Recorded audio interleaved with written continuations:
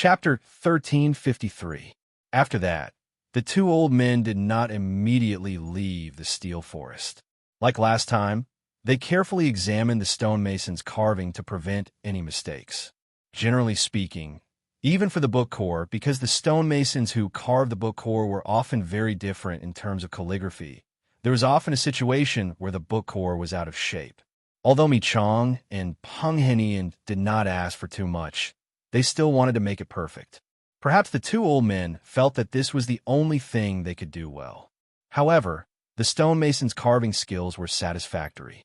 Although they were not as good as the original, they were enough to express 50 to 60% of the original book core's charm. The stonemason's meticulous carving was naturally much slower than their writing. Mi Chong carried a lantern and checked the steels one by one. Suddenly, he heard Peng Henian anxiously calling him over. Mi Chong thought that one of the stonemasons had made a mistake and ran over to take a look. He did not expect that Peng Henian was standing in front of a row of steels. There was no stonemasons working in front of the steels. He only saw old man Peng squatting in front of steel with a lantern. He could not wait to stick his eyes on the steel as if he had discovered the book core. Mi Chong went over to take a look. It was the king of Bailiang's Su Fengyan's book core. At first glance, the meaning was not ordinary. However, in Mi Chong's opinion, although it was indeed superior, it was still far from being a celestial item. It was far from enough to make Peng Henian make a fuss. Peng Henian did not turn around. He stretched out his hand and touched the carving. Soon, he staggered backward and fell to the ground. His eyes were closed and tears flowed out of his eyes. He threw the lantern away and covered his face with his hands. His expression was extremely painful. He pointed at the steel and shouted, "Old me, come closer and look with your eyes wide open. But remember, don't look for too long. Remember." Mi Chong raised the lantern and looked carefully. He only felt a sharp chill in his face, making him feel as if he was in an abyss. Obviously, this was not because of the Su Fengyan's book core, but because of the finishing touch of the carving master.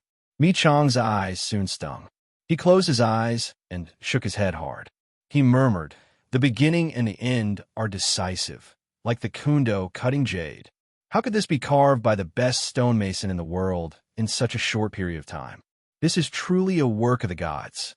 Peng Henian sat on the ground and rubbed his eyes. He sighed. Someone wrote it with their fingers. That's the only explanation. Mi Qian said incredulously, "Most martial arts grandmasters can make swords with their fingers, but there is no one in this world who can write such charm." Peng Henian smiled bitterly. Could it be a ghost? Mi Qian stood up and looked at the night sky with a lantern in his hand. "I didn't believe in ghosts and gods before, but now I hope that ghosts and gods really do exist in this world and can bless us, Bailiang, and defeat Beimeng." Peng Henian slapped his head. "Hurry and have someone tell His Highness about this. Don't complicate things." Su Fengyan quickly rushed over. Beside him were a man and a woman who carried the lantern. There was a great difference in age between them. One was Mi Fengjie, the master of the heavy sword cave, whose realm was still steadily rising. The other was Fan Xiaochai, a loyalist of the northern Han nobility. The former had been guarding Huang Fujin during the Battle of the Spies in Yuzhou and had not accomplished anything. However, Fan Xiaochai had killed Cui Wazi, the Taoist priest of the Taoist sect, on a clock tower in Chang'an City. By the time the spies from Wutongyan and Fushui went up to clean up the mess, the scene they saw was truly tragic. Minced meat was everywhere, and the walls were stained with blood. At the time, they saw Fan Xiaochai sitting on the balcony railing, fiddling with the fly brush that had been left behind by a Xian finger expert. She did not seem like a powerful top-notch assassin, but rather like an innocent young girl. Su Fengyan squatted in front of a monolith. Beside him was a middle-aged man who was also the leader of Bailiang Palace's guards. The latter was apprehensive as he reported, "We've found it. This stonemason is called Wu Jiang. He should be using an alias. He has been a third-rank servant for 16 years and 4 months. His nickname is Old Ginger because the old man likes to eat ginger regardless of whether he eats or drinks. Last year, when the Monolith Forest was recruiting craftsmen, Wu Jiang was transferred here from the prince's estate. His Highness, this subordinate was incompetent and did not recognize him well. Please punish me. Su Fengyin shook his head. It has nothing to do with you. There is no need to blame yourself. Su Fengyin slowly stood up. He turned to Mi Fengjie and asked, How is it? Mi Fengjie said in a low voice, I only saw a word and a sword. The sword aura was unstoppable. Su Fengyin smiled. Wu Jiang, Wu Jiang. Wu, Jiang, Jiang family, is to chew without boundaries? Su Fengyin said softly, This person has no ill intentions. You don't have to investigate this matter. Su Fengyin returned to Mount Qingliang and walked towards the mausoleum. His parents were sleeping there. After Su Zhao's death, Su Fengyin built a cenotaph for his master, Li Yishan. Su Fengyin walked into the mausoleum path alone and remembered many things. His master said that the words on tombstones are the saddest in the world because the epitaphs were all written by the living in the world of the living to the dead in the world of the dead. The deeper the feelings of the person who wrote it, the harder it was to write it, the more godly it was. According to his will, Li Yishan's ashes were scattered on the yellow sand of the northwest border. Originally, his master did not want a grave, but Su Fengyin still made a cenotaph on his own initiative. He did not write an epitaph, just like the monument forest behind Mount Qingliang. He only wrote his name and the time and place of his death. He believed that his master's spirit in heaven would not be too angry about this. Su Fengyin felt that Huang Longshi was dead. It was a strange feeling, but he did not doubt it. The three great devils of spring and autumn, Catman Han Xianxia died in Su Fengyin's hands. Butcher Su Xiao was gone, and 3-inch tongue chaotic spring and autumn's Huang Longshan was also gone. The three were no longer in this world. Huang Longshi occupied the top 3 of the 13 ranks of spring and autumn. He boasted that he was first in 19 Dao, first in cursive script, and first in divination of yin and yang. Sword armor Li Chungang died. Soldier armor West Chu's War Saint Yi Baikue died in the Battle of the Western Fortress, which made Shenji bow. The peerless sage Ya, the Empress of Chu, had also passed away. Zither armor, the blind zither player of the old southern Tang, drowned in the river with his zither after the fall of the country. Western Shu painting armor Zhou Yueying. Before he died, he painted a long scroll of Shu's mountains and rivers. He lay on the scroll and died drunk. Earth armor Sidhu Shentz, proficient in geomancy, looking for qi, pulse, and acupoints. After Li Yang unified the world, he was secretly sentenced to death. Dharma armor Sun Ping, cooked and eaten by the people. Taoist armor Qi Xuanzhen died on the demon-slaying platform. Monk Shurja Dragon Tree died outside the Dao sect in Beimeng. Out of the 13 ranks of spring and autumn, 12 of them had already passed away.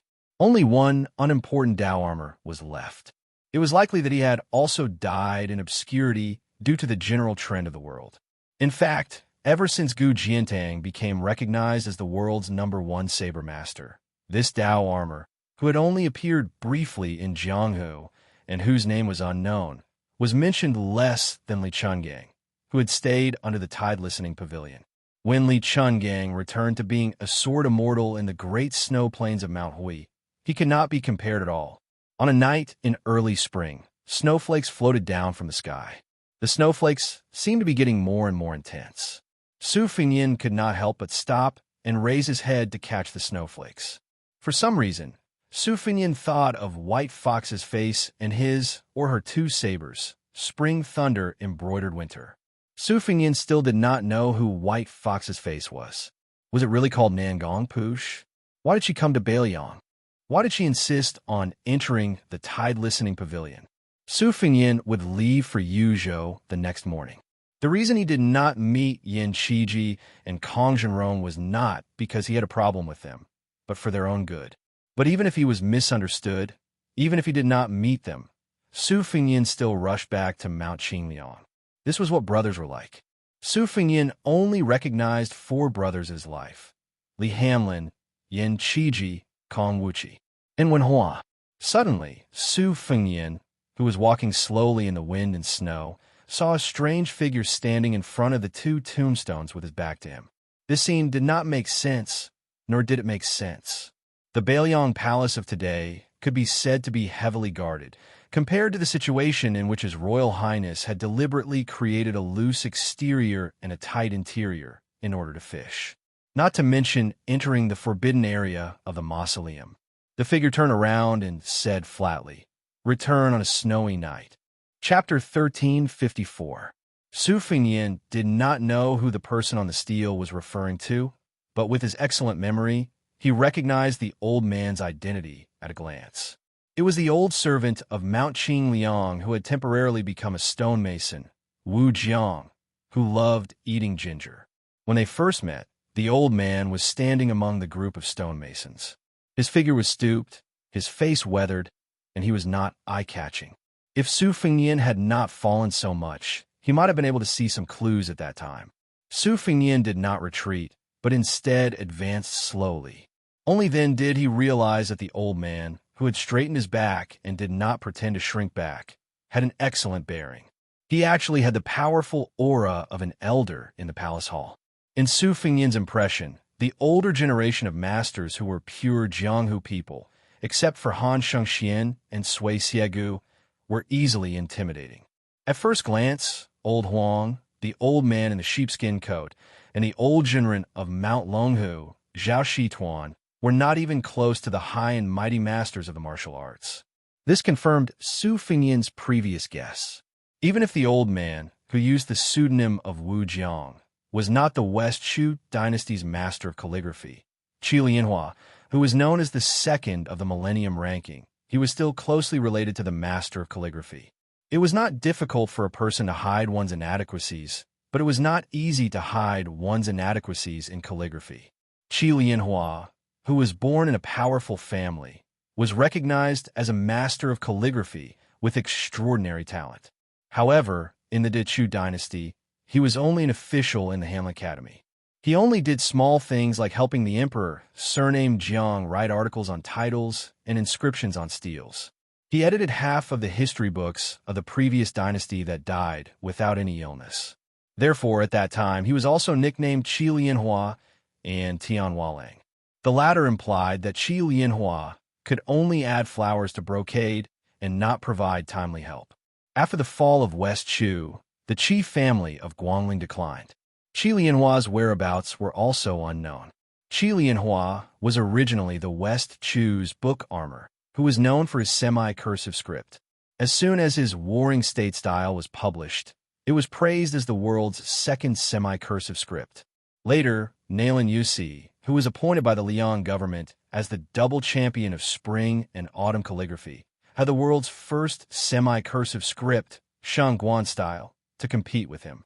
However, the people of the world were not willing to accept this saying.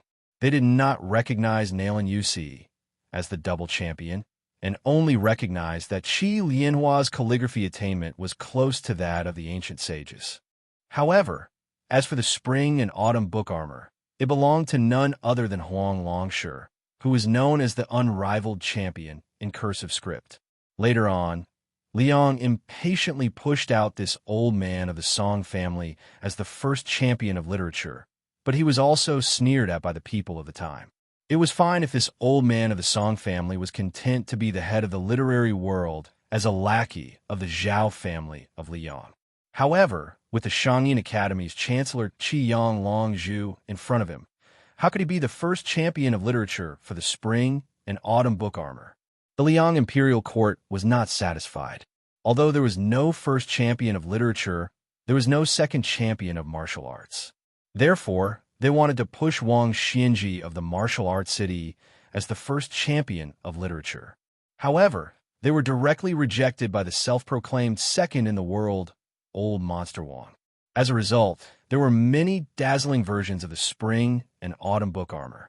Among them, there was a certain number champion of the Taoist surnamed Zhao from Mount Longhu. However, the most widely circulated and most convincing version was still the earliest version. Although many people missed out on the spring and autumn book armor, no matter what, as long as they were nominated by others, there were naturally dragons and phoenixes among men. Su Fengyan's master, Li Yishan, praised Qi Lianhua's calligraphy skills to the extreme. He said that the running script was worthy of being called the best in both ancient and modern times. Therefore, Su Fengyan was naturally implicated. When he practiced running script in his youth, he always copied the few authentic Qi pads that had been handed down for generations. He didn't know how many times he had scolded Qi Lianhua. Su Fengyan was very curious. If the old man in front of him was really Qi Lianhua, how did he become a West Chu loyalist who had slipped through the net of Mount Qingliang? In order to make the Bailiang Palace, which was full of experts, misjudge him, it was not enough to rely on mere forbearance. It was necessary to have the support of terrifying strength. Su Fengyan was not surprised by the old man's hiding in the Su family. Jiang was the only bloodline of the West Chu imperial family. Naturally, the West Chu scholars, who had been raised by the country for 200 years, would not be able to repay the kindness of the king even if they did not die. However, what really made Su Fengyan apprehensive was that the fact that the fallen princess Xianxia had been brought back to Bailiang by Su Xiao was a huge secret. Otherwise, Cao Changqing would not have secretly investigated the Liang court for so many years without any results. How did the old man in front of him know about this?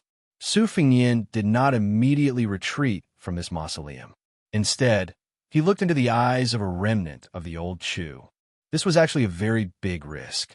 Although Su Xiao had taken the liberty of leaving behind a precious remnant evil, surnamed Jiang for West Chu, after all, Su Xiao had personally taken down the western fortress. He had also personally led the troops to break down the main gate of West Chu's imperial palace. The emperor and empress had died right in front of Su Xiao's eyes. It could be said that Su Xiao's feelings toward West Chu could only be described as personal gratitude and national hatred. Moreover, the current Guangling road was filled with smoke, and the battle in Liang was not going well. In the eyes of the common people, even if the Bailiang cavalry could not withstand the invasion of Beimang's million-strong army to the south, it was definitely more than enough for them to retreat out of the barren northwest and run to the central plains to clean up the West Chu rebel army. At present, from top to bottom, many people felt that this was undoubtedly the king of Bailiang, Su Fengyan's choice of retreat. Leaving Liang would not result in the loss of a single soldier, and Bailiang would also have enough military merit to arrange a retreat for its generals. Everyone was happy. As for the 300,000 border troops, at worst, they could just disband them. In any case, the Great Pillar State Gu Jiantong's 2 Liao border troops could absorb more than 100,000 soldiers in one go. For this reason, the imperial court of West Chu paid close attention to the Bailiang frontier army's movements, especially Su Fengyan's. They were afraid that the young vassal king would one day lose his mind and lead his army all the way to the central plains, using the Dechu as a proof of allegiance to the new ruler of Liang. At this moment, the only experts at Su Fengyan's side that could act were Mei Fengjie and Fan Xiaochai, and they were both outside the mausoleum, forbidden from entering the forbidden grounds. The Sword Eater ancestor, Sui Xiegu, and the Wu clan's 100 cavalry were on the northern front of Liangzhou, in case Beimang tried to assassinate Chu Lushan in the Bailiang Protectorate, regardless of the cost. Su Yambing was still single-handedly pursuing that group of top-notch Beimang experts that had infiltrated Yuzhou. Tantai Pingjing and the disciples of the Guanyin sect were also working with Su Yambing, determined to keep that little idea and the great Yu house in Yuzhou. In the past, where in the world would Su Fengyan not be able to go? The old man carefully sized up this somewhat absent-minded young man, a complicated look in his eyes. Perhaps his very existence made the surrounding atmosphere a little more hostile, but for some reason, the old man in his twilight years did not seem to harbor any hostility. Su Fengyan's peak cultivation was no longer present, but his sharp intuition was still present. As a result, when Mei Fengjie and Fan Xiaochai realized that something had happened in the mausoleum and rushed into the garden, Su Fengyan only raised his hand, indicating for them to withdraw. Mei Fengjie silently left. Fan Xiaochai hesitated for a moment, then continued to stand in the distance. Su Fengyan also did not make a fuss about this female sacrificial warrior's overstepping her bounds. Chapter 1355. The plainly dressed old man put his hands behind his back and said with a smile, Su Xiao has never done anything that I like in his life, but he did give birth to a good son. Hearing these incredibly disrespectful words, Su Fengyan couldn't help but furrow his brows. However, he quickly felt relieved. The older generation of scholars had always paid attention to strength of character. Otherwise, how could they have the confidence to rule the world together with the emperor? Besides, it was very likely that this person was a lone official of West Chu who had concealed his identity. It was reasonable for him to have a monstrous grudge against Bailiang and Su Xiao. Su Fengyan asked with a smile, May I ask if you're the master of calligraphy of West Chu? The old man's expression was somewhat strange. He neither denied nor admitted it. He just stared straight at Su Fengyan. If Su Fengyan, who resembled Wu Su in appearance, was a handsome young master in the eyes of the women of the world, then one could vaguely see that the old man in his prime had a graceful bearing when he was young. At the very least, he could be called an old jade tree. Su Fengyan felt somewhat uncomfortable being sized up. When people looked at him in Bailiang, they mostly looked at him with disdain as His Royal Highness wasted his good looks. Later, in Tian City, they looked at him with disdain as the son of a butcher. After the results of his battle with Wang Xinji came to light, there was a great change. Even Bailiang border generals, such as Li Mofen and Wang Lingbao, who were known for their arrogance, had a heartfelt reverence and admiration in their eyes. Only the old man in front of him had a strange look in his eyes. The old man said softly, Earlier, when I saw your calligraphy on the steel, I could see that you had put in a lot of hard work. You have to thank Li Yishan for being able to bravely advance on the martial path since you started practicing the blade in Wudong. Practicing calligraphy and playing chess are two different things. Once you reach a certain level, you can learn everything. Although not every master of calligraphy or chess can become a capable official of the world or a grandmaster of the martial path like Li Mi's disciple, it is very beneficial to the molding of a person's temperament. After the hot-tempered Su Xiao became a vassal, his temperament changed greatly. This has a lot to do with the fact that he learned chess in his later years. Su Fengyan did not say anything.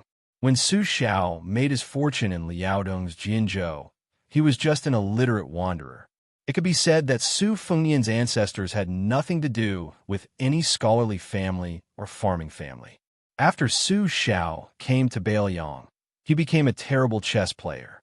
It was not without reason that he could play to his heart's content with his second sister, Su Weisheng's master, Chancellor Wang. At first, it was because Su Fengyan's mother wanted Su Xiao to play more chess to temper his hot-tempered temperament. When he was old, it was time for him to cultivate his temperament. At first, Su Xiao always slacked off and escaped whenever he could. Over time, the princess consort did not say much. Later, Su Fengyan fell in love with playing chess. Probably after the princess consort passed away, the relationship between Su Fengyan, the eldest legitimate son, and Su Xiao became strained. Su Xiao probably wanted to spend more time with his son and finally began to seriously learn chess. However, His Royal Highness quickly widened the gap between him and Su Fengyan. After that, Su Fengyan and Li Yishan did not like playing chess with Su Xiao. No matter how hard they played chess, they could always defeat Su Xiao. Even if Su Xiao wanted to humiliate himself, it depended on whether the master and disciple, who were the only people in the world who could not give him face, were in the mood.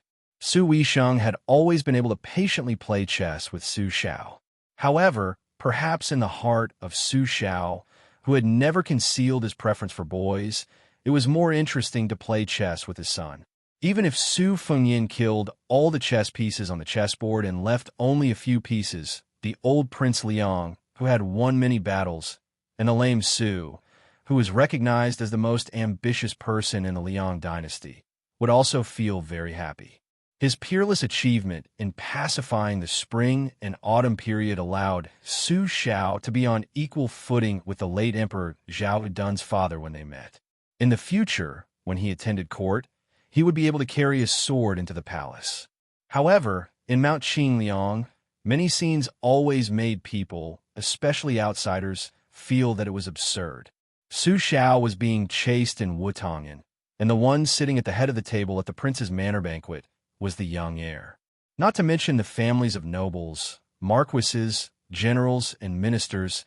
Even if it was a small family, the father should not spoil his son so much, and the son should not be so disobedient. In the end, Liang dynasty found an unassailable reason to attack Baiyang. If the upper beam was not straight, the lower beam would be crooked. Su Fengyin shook his head gently, forcing himself to focus. Although the old man in front of him did not reveal any murderous intent, he was still a first-class hidden master. The great battle of Liangmang was on the verge of breaking out. If he were to die here, the place of his death would still be passable, but the timing would be completely wrong. Other things aside, at least a few 100,000 northern Mang people would be spared from death. The old man smiled and asked, "Do you think I am Qi Lianhua from West Shu?" Su Fengyin nodded. The old man slowly stretched out a palm. "When you pick up the brush, you must concentrate, just like the sages of the previous dynasty when hundreds of people sat at the same table. Your heart is righteous and your qi is harmonious. Only then can you understand the mystery and be close to the great way. The way is like the heavy weapons of a national temple. If it is empty, it will be full. If it is full, it will be overturned. If it is only in the middle, it will be flat." The old man's hand gesture changed. The ancient people's wrists were haunted by ghosts. When they wrote, it was as if they were assisted by the gods. Therefore, if the tip is straight, it will be full of power. If the second is heavy, it will be the real finger. If the real finger is flat, it will be flat. If the palm is empty again, it will be used as one wishes. Together, the scholar's calligraphy is also. The Chu has nurtured its soldiers for 200 years. The country has been destroyed for 20 years. There is still a morale that cannot be disgraced. For the ring, it will be melancholy. For the wave, it will be limp. When the brush is sent out, the proud Su will come out. As the old man spoke, wind and thunder filled the garden. Outside the mausoleum, Mi Fengjia's face was pale. The sword in the case on his back was trembling incessantly, as if it had been struck by lightning. In the garden, Fan Xiaochai's face was pale.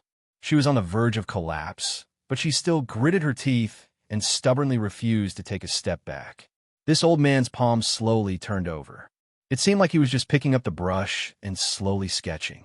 It was like a pedantic old man teaching the children of a private school how to write stroke by stroke. However, in Su Fengyin's eyes, it was a perilous situation. It even reminded him of the time outside the Great Hall in Taiyan City, when Gu Jiantang had used the world's #1 talisman blade, Nanhua, and used the Thunder Cube to return the courtesy of Chao Chongqing. The two were different paths, leading to the same destination. They both had the ability to turn something rotten into something magical, reaching the realm of perfection. The wind and snow drifted. Su Fengyin's expression was heavy. Previously, he and the sword grandmaster Mi Fengjia had both believed that the remnants on the stone tablet were sword chi drawn by fingers. Now, it seemed like they were off by a hair. This old man used a blade. Su Fengyin did not look at the chaotic wind and snow that seemed to have been cut by blades. He asked, "So old Sir Qi is the blade armor of the 13 armors of spring and autumn?" The old man did not answer the question. Instead, he bent his 5 fingers slightly and made a closing gesture. He asked in return, "Is it a joint plan?" Su Fengyin, who was standing in a circle with not a single snowflake in a radius of several zhang around him, helplessly replied, "It is the character for Nen." The old man withdrew his hand and sighed. "Yes, the character for Nen, Su Fengyin." The wind and snow in the garden finally returned to normal. Snowflakes rustled and fell on Su Fengyin's head and shoulders. Chapter 1356. The old man who should be West Chu's sage of calligraphy, Qi Lianhua, laughed self-deprecatingly. Spring and autumn saber armor? Saber and brush officials, saber and brush officials. Saber and armor it is. For thousands of years, the world had always been proud of practicing the sword. Not to mention paladins. Even scholars from all over the country often carried swords when they traveled to study, to show their spirit. In the competition for the head of 100 weapons, sabers were always inferior to swords. In terms of numbers, sabers did not lose to famous swords. Moreover, most of them were legendary in Jianghu. For example, the Big Frost saber in the hands of Su Fengyan's disciple. The stories of its previous owners could be said to be soul-stirring. However, ever since Lu Zhu became famous for beheading people with flying swords, the way of the sword became the most outstanding branch in Jianghu, while the reputation of the saber man became worse and worse. There had never been a master who used the saber to reach the top of the way of the martial arts. In the last 100 years, there were sword armor Li Chungang and peach blossom sword god Dong Tai. Although they both lost to Wang Xianxia, no one could deny that these two champions of the way of the sword were outstanding. On the other hand, the number one saber user, Gu Jiantang, had never been ranked high on the list of martial artists. His reputation in Jianghu was also mediocre. No one had ever heard of anyone practicing the saber because they admired great General Gu's kung fu. There were some who picked up the saber because they envied great General Gu's military achievements. But the world's men, even the devil Han Diaosi, said before his death that he had once thought of roaming Jianghu in green with a sword, let alone other young men. How many women had heard of Li Chunggang's name and could not forget him? Even Su Fengyan himself, who pretended to be a young swordsman in Beiliang before he practiced the saber in order to deceive women, wished that he could hang famous swords all over his body. The sage of calligrapher Qi Lianhua was actually the saber and armor that only Jianghu caught a glimpse of. This truth was really moving, and even more so, it made people envious of West Chu's flourishing scene in those days. It was indeed worthy of being the orthodox literary lineage of the Central Plains. There was Li Chungang wielding his sword across the great river of Guangling. There was a literary hero who distributed small boats and drank wine. There was 100 poems. There was a woman whose beauty could cause the downfall of a city or a state. There was also the state preceptor Li Mi and the proud master and disciple of the Chao family working together to stop a game of chess when the snow began. It was no wonder that some people said that the destruction of West Chu was not the fault of the emperor, the scholars, and the common people. If they wanted to hate, they could only hate that the heavenly time was in Liang and not Jiangchu. The old man waved his hand at Su Fengyan. The old man was the first to crouch down. Looking at the tombstone of Princess Consort Wu Su, his attitude was no longer as spirited as before. There was only the bleakness and desolation of the most ordinary, lonely old man in the world. In a low voice, he murmured, "What does Su Xiao count for? He's just a crude martial artist. It's fine if he marries a woman of passable beauty." Su Fengyan was furious. He laughed coldly and said, "Old sir, do you really think that if you and I fight to the death, I, Su Fengyan, will definitely lose?" Qi Lianhua dismissed it with a smile and asked, "You haven't gone to your hometown in Jinzhou to pay respects to your ancestors, have you?" Su Fengyan didn't answer. In reality, it wasn't just him. Su Xiao hadn't gone to Jinzhou since he was made empress. Su Fengyan's grandfather had passed away very early. At the time, Su Xiao had just left Liaodong and was fighting fiercely with the powers of the vassal towns in the south of Liang.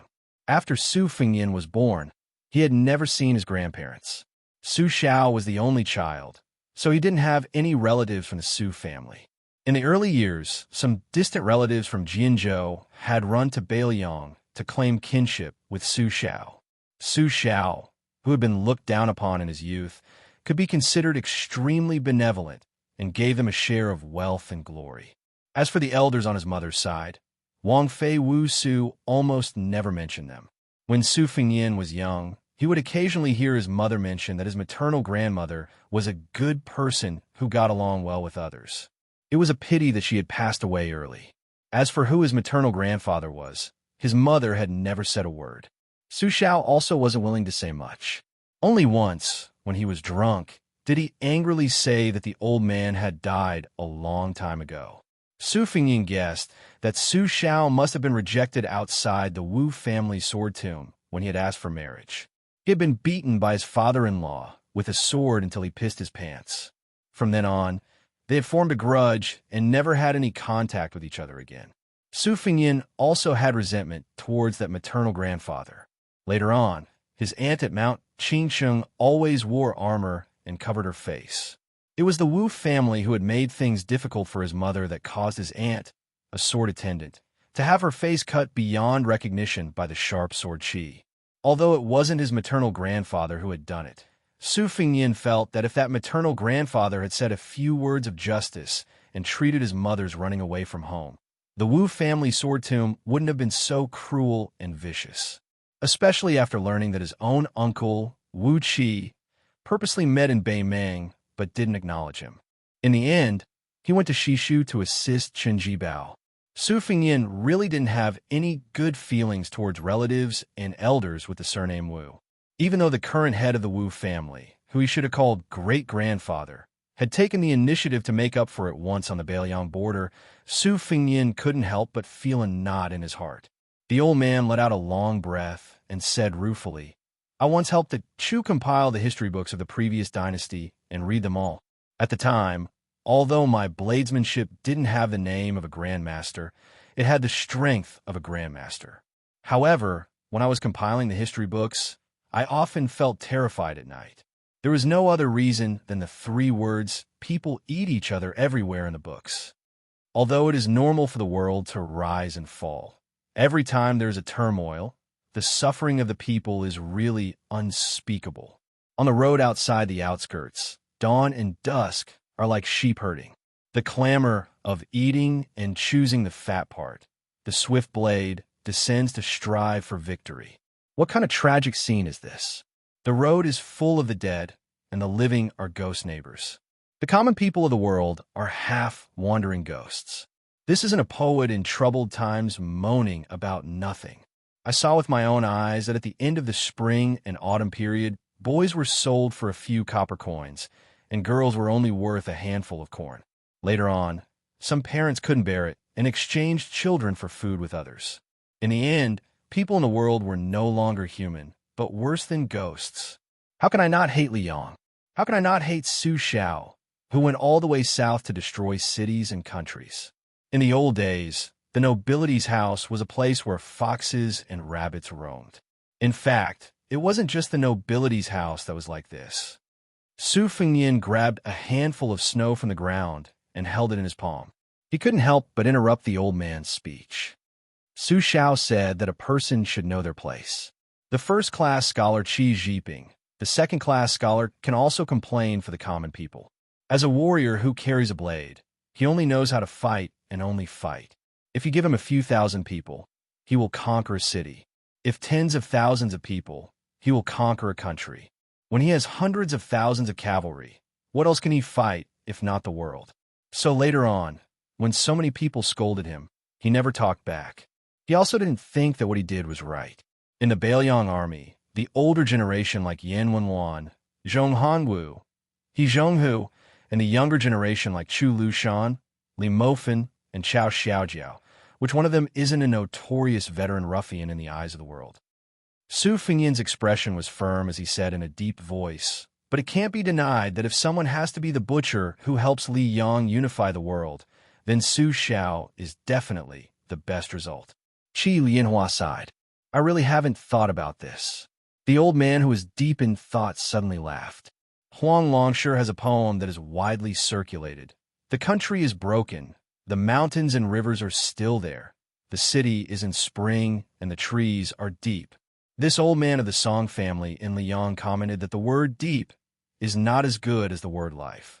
If we use the word life, we can combine movement and stillness. The scholars of Liang's literary circle all applauded. What do you think?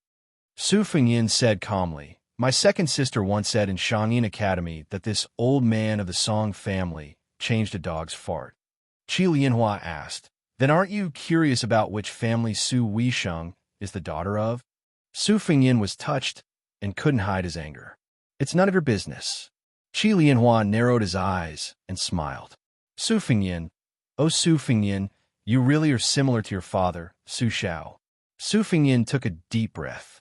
"I respect Sir's loyalty to West Shu and your many years of hiding in Bailiang Palace to protect the fallen Princess Jiang and I. But Sir shouldn't think that you can really do whatever you want in the Su family." The old man didn't think much of it and sneered. "Oh." At some point, the two of them were standing in a position where Qi Lianhua's back was facing the entrance of the mausoleum and Su Fingyin's back was facing the two tombstones. Then, the two of them took a step forward at almost the same time, but the back of their feet was stepped on by the other's other foot. Su Fingyin used his 2 fingers as a sword and stabbed the old man between his eyebrows. The old man raised his palm and slapped Su Fingyin's chest. The old man's body spun like a top. At the same time he removed the finger sword, his large sleeves fluttered, stirring up a snowstorm and creating the scene of an earth dragon drinking water. Su Fingyin was pushed to the tombstone by the palm strike. He stuck one hand to the back of the tombstone and pushed lightly, borrowing the force to charge forward. Su Fingyin, who was in the air, kept his 2 fingers together and swiped them across the top of the old man's head. Boundless sword chi immediately poured down from the sky. The old man sneered. His footwork was completely different from the martial artists of the world. His 2 feet were slightly tilted inward, one hand behind his back and the other clenched into a fist. He stepped forward in a straight line and avoided the sword chi. His fist just happened to land on Su Fingyin's stomach. The fist was as heavy as a drum. Borrowing the force from the rebound, his 5 fingers immediately loosened and he pushed out with his palm. Su Fingyin's body flew backwards, exploding with ear-piercing sounds like firecrackers in the snowy night. Qi Lianhua's fist, palm, and footwork were all very simple and straightforward. It was easy to associate him with the conceited Wang Xianxia, who had once regarded himself as an enemy of the world. He was as fast as lightning and as powerful as a thunderclap. He only used his bare hands to face his enemies and disdained all the divine weapons in the world. Su Fingyin was actually not that heavily injured. He had only been pushed back by the old man's single move. His heart was in turmoil, and the chi in his body that was already in a mess became even more unrestrained, like adding oil to boiling water. This gave him a new understanding of the spring and autumn saber armor. He originally thought that Qi Lianhua was at most on the same level as Sui Xiegu, but it seemed that he was at least a little bit higher.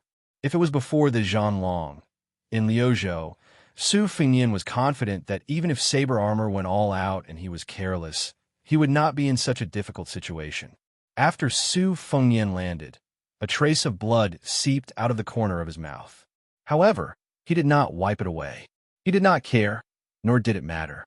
Su Fingyin had experienced many life and death battles, and this was not the first time he had experienced them.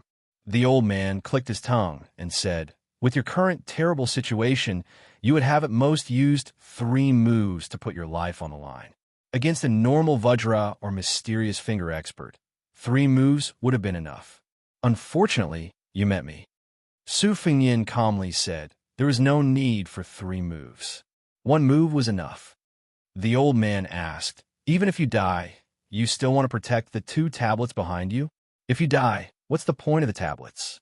Aren't you, Su Fingyin, the king of Bailiang? Don't you know how to choose?" Chapter 1357. The old man was probably a true old man. He was rather talkative. At this moment, he was still advising him with kind words. "Kid, the world's beauties are like bamboo shoots after the rain. Even if it's a source of soldiers, there's still an endless supply of them. However, there are 2 things that are difficult to replenish. One is the heavy cavalry on the battlefield. One is missing, and it's very difficult to quickly replenish them. The other is the Jianghu experts. Every one of them needs talent, luck, and many years of training to become one. Especially you, Su Fingyin. You have to cherish your life. If you die..." The snow gradually grew heavier. Su Fingyin ignored the old man's nagging. He raised his hand. A snow knife appeared in his hand. However, the old man suddenly became sentimental. He clasped his hands behind his back and looked at the sky. "Bailiang, fighting a country with the power of 1 land. If you die, The old man muttered to himself, his expression bleak. I don't care at all whether Bailiang has a king of Bailiang or not. However, how can I, Qi Lianhua, not care whether Su Fengnian dies or not? A hint of confusion appeared in Su Fengnian's eyes. After being struck by Qi Lianhua's fists and palms, the qi in his body actually showed signs of turning from bad to good after experiencing the initial violent tremors. It began to stabilize. The old man's face was filled with anger. He glared and said, "Kid, only now do you understand my good intentions?" Su Fengnian was confused, but he still gripped his snow knife. He asked in confusion, "What are you trying to do?" The old man who had once said that he would return on a snowy night became even more angry. "Kid, aren't you a clever person? Why are you so stubborn?" Su Fengnian was also angry. He glared at him. Looking at the stubborn young man, the old man seemed to remember some things from the past. The stubborn old man who had been unyielding in this world all his life softened a little. His tone was gentle, and he said somewhat helplessly, "I was afraid that you wouldn't be able to guess. Didn't I use the alias Wu Jiang?" Su Fengnian didn't know whether to laugh or cry. "Didn't I already guess that you were Qi Lianhua in the spring and autumn saber armor?" The furious old man suddenly stomped his foot heavily. The wind and snow above the entire mausoleum froze. "Didn't Su Xiao tell you that his father-in-law's surname isn't Wu? Even if that bastard Su Xiao didn't mention it. Sir, he didn't mention it to you either? Didn't I tell you that there was a swordsman surnamed Qi who fought in the Wu family's sword tomb for a woman of the Wu family and almost destroyed half of the Sword Mountain?" Su Fengnian turned around. His expression could not be seen clearly, and there was no change in his tone. "No, no." The old man was truly enraged. He pointed at Su Xiao's tombstone and cursed. "You barbarian from Jianzhou.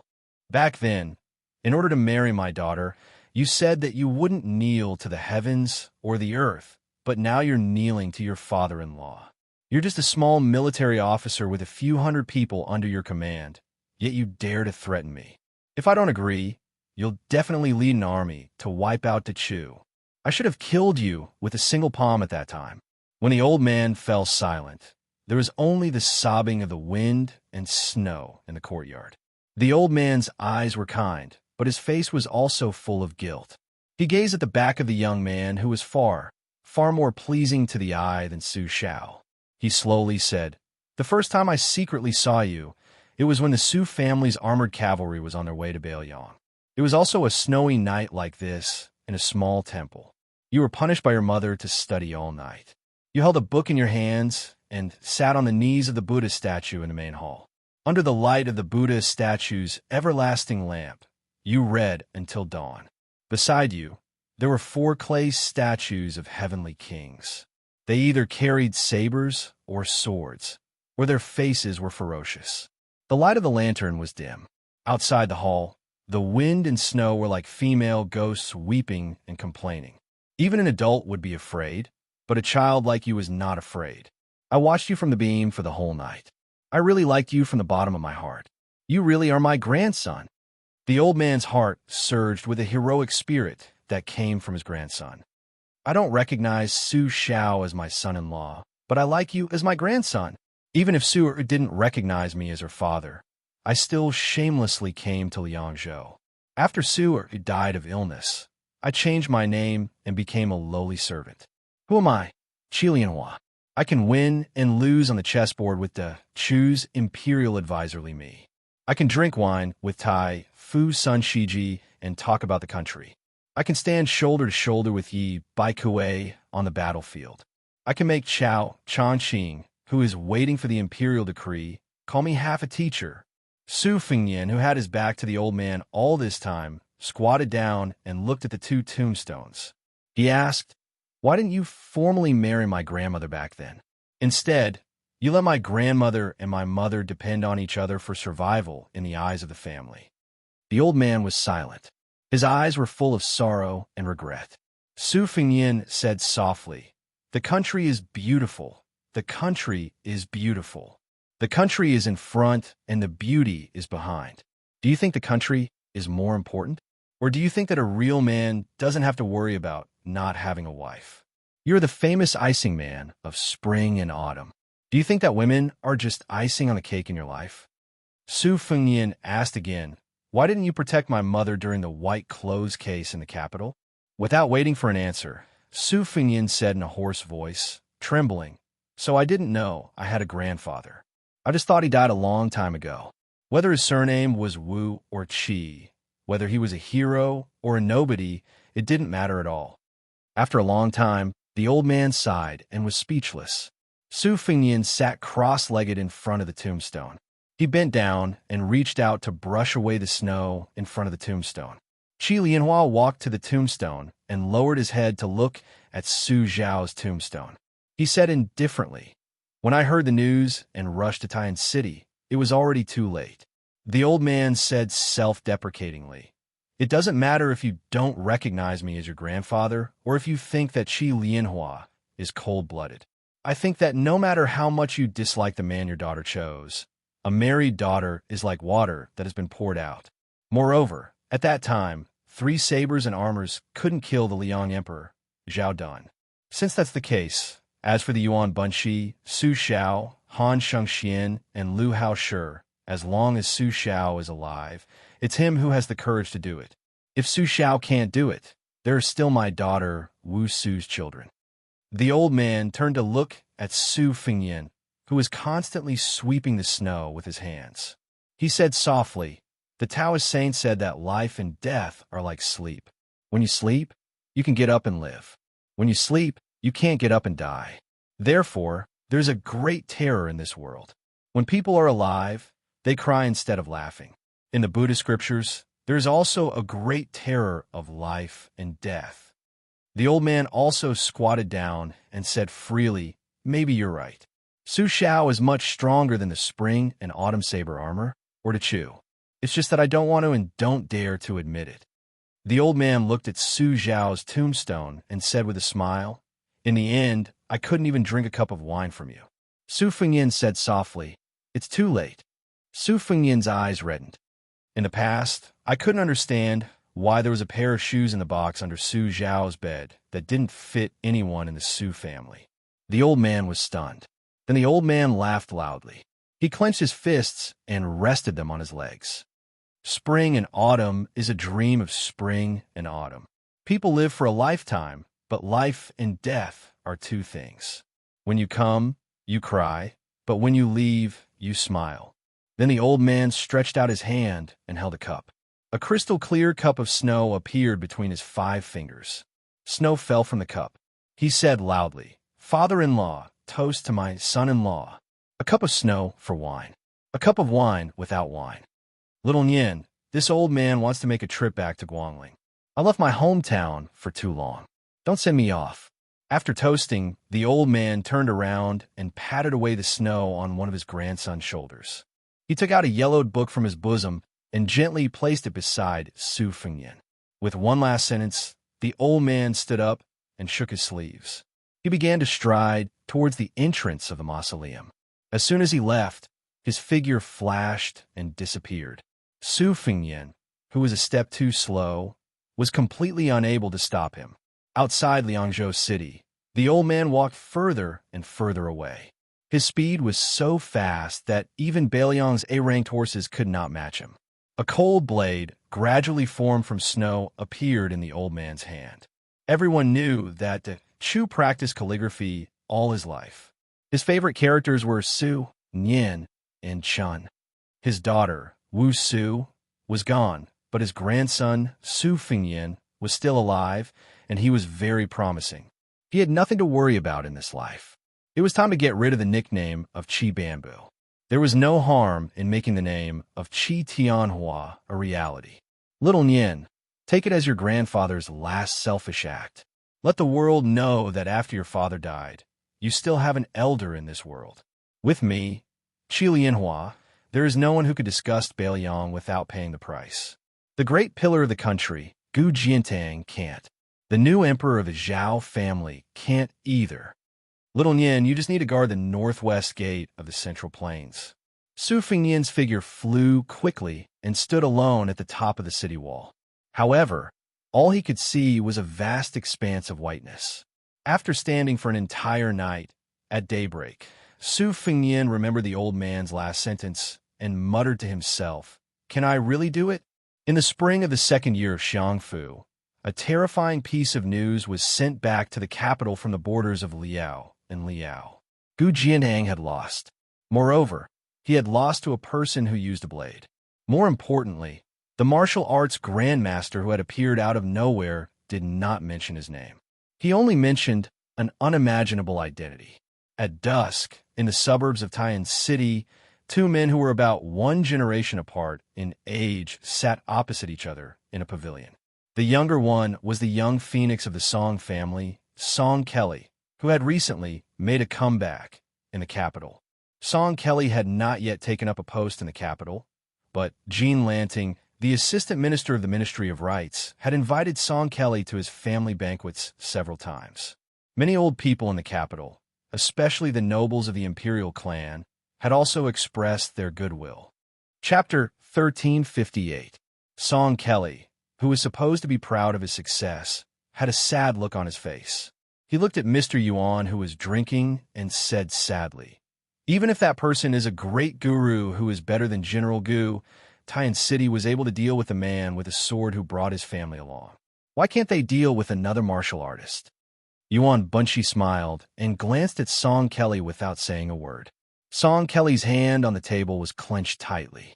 His face was pale and his lips trembled as he said, I know. After the late emperor died, Mr. Yuan's identity is just an old man in the Hanlin Academy who has no one to rely on.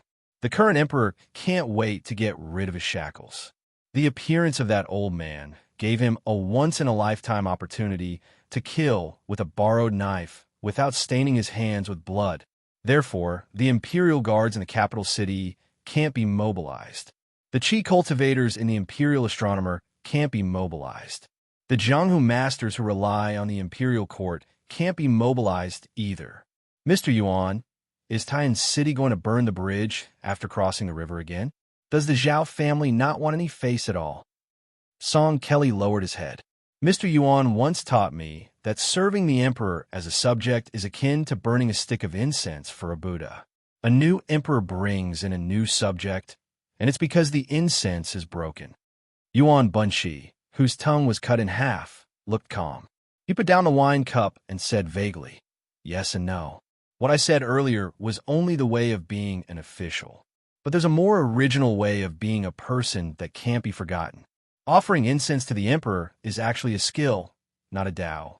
Song Kelly, your real Tao is to add oil to the world besides burning incense. This is the foundation that Grand Secretary Zhang Jilu left for Liang. As a counselor, I don't think I'm inferior to anyone. But as a subject, Zhang Jilu is the first person to start a new era. You should learn from his Tao, not my skill. Otherwise, Song Kelly would only be a Yi Mao Chun or Zhao Yuling at best. What was the point of Yuan Bunshi nurturing Song Kelly? How will you stand out among your peers like Sun Yin in the future? Yuan Bunshi looked at the twilight outside the pavilion and said with a smile, the famous ministers and ministers of the spring of Yonghui are destined to leave their names in the annals of history. But for those of you who started during the auspicious Talisman era, perhaps your legacy in the annals of history will be better than that of those old people. That's because Yonghui has Zhang Jilu who makes all the scholars in the world pale in comparison. Your generation is different. Chun Wang has the smooth and slick Fu Long. Sun Yin has the shrewd Tu Long. And you, Song Kelly, have the fierce lone minister. Each of you has your own dazzling style. Song Kelly didn't dare to raise his head to look at Mr. Yuan, who had accompanied him all over the country last year.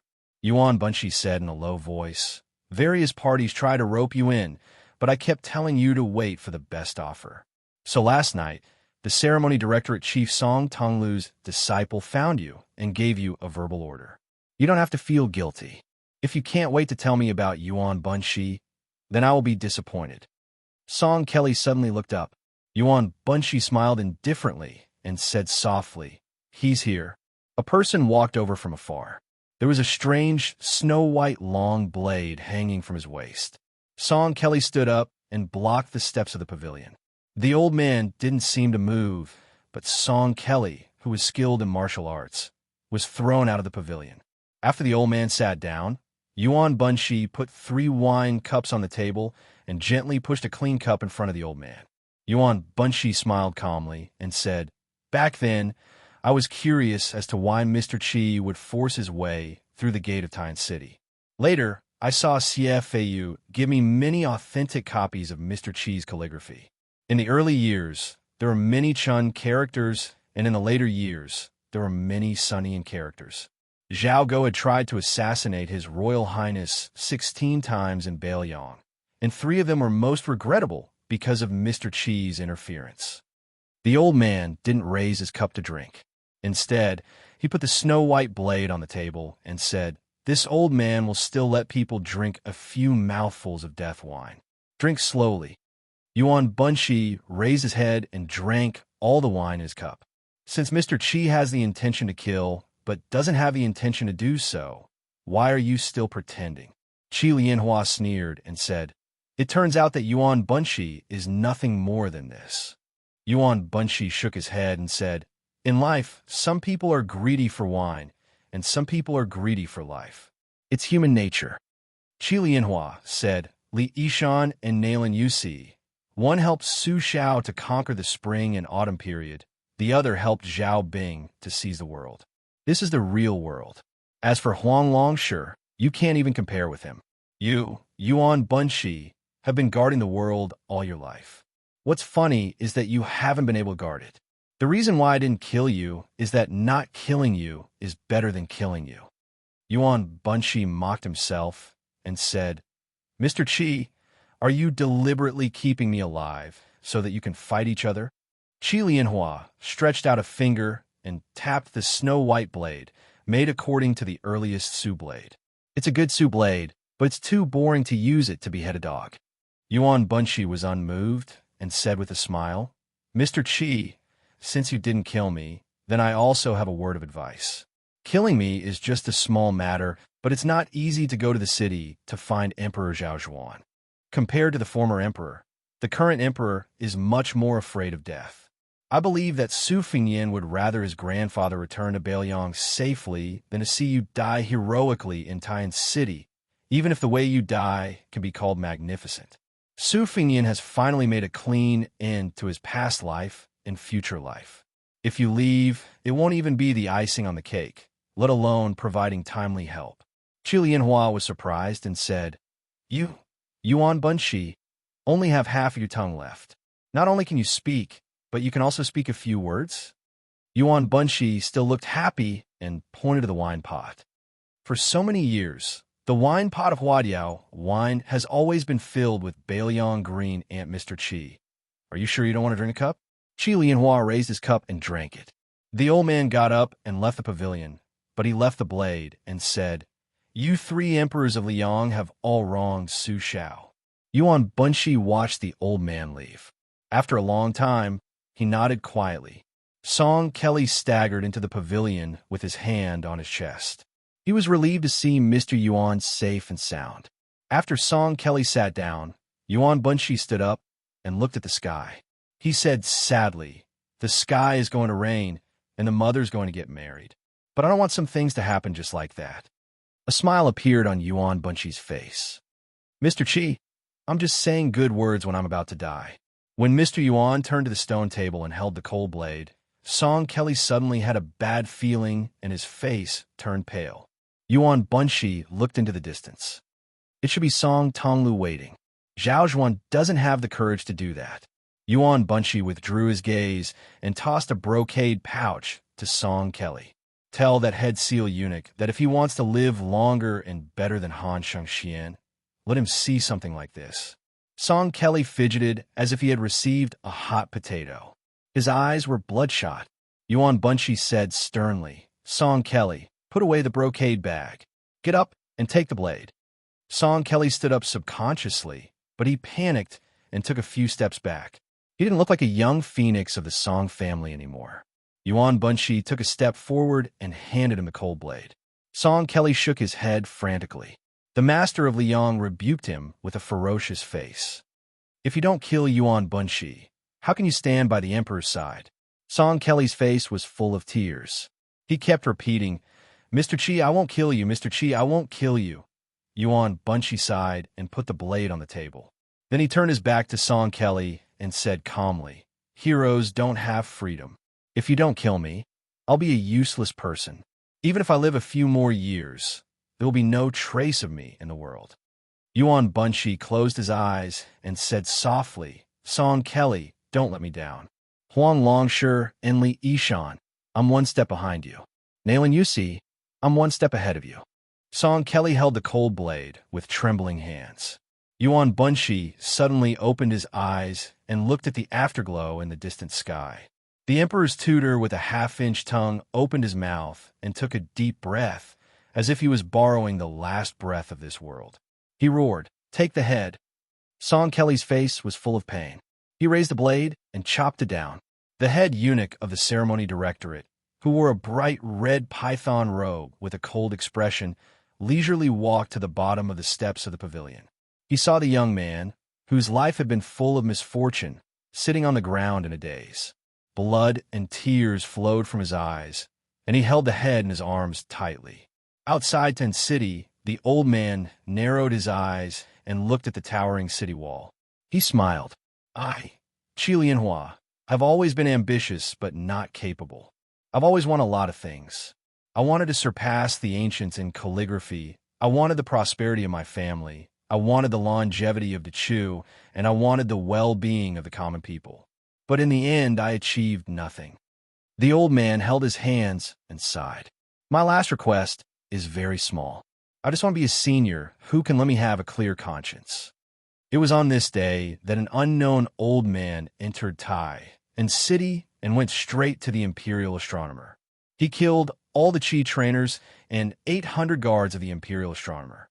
This crazy old man didn't say anything from the beginning to the end. He only said one sentence to himself before he died. Xianxia, don't forget what Grandpa said to you. Remember to believe in yourself and Baoyang with you. The old man's words were exactly the opposite of Yuan Bunshi's unintentional words. When the time comes, heaven and earth will work together. Chapter 1359. After the new emperor of Liang ascended the throne, he attached great importance to the administration of culture, especially the Hanlin Academy. His love for the Hanlin Academy was so great that it could not be increased any further. First of all, he moved Zhao Jiaoyang's to the right side of the center line between the Wuying Hall and the Bao Hall. Then he issued an edict that the Hanlin Academy's head scholar and the Ministry of Rites would jointly preside over the imperial examinations, which became a practice of the current dynasty. Therefore, the saying, in the future, those who are not from the Hanlin Academy are not allowed to enter the pavilion, spread everywhere in the capital. Today, the Hanlin Academy, which was holding a grand housewarming ceremony, could be said to be a gathering of heroes. What a dazzling lineup of splendid scenes. Jean Lanting, the assistant minister of the Ministry of Rites, who made his name here, Li Jifu, the new Zhuangyan of the first year of Xiangfu, who held a post in the Hanlin Academy, Wu Tsongxian, who was both Tanhua and a new talent in the chess world, Song Kelly, the young phoenix of the Song family, who moved to the Hanlin Academy because of meritorious service, Yin Qiji, the son of the grand scholar of the Dongyuan Pavilion, Chen Wang, the assistant minister of the left scattered cavalry of Liang, Sun Yin, who was once the right chancellor of the Imperial College. Before this group of young talents, the oldest of whom was no more than 30 years old, gathered together, many important officials and officials who had a relationship with the Hanlin Academy had already left one after another.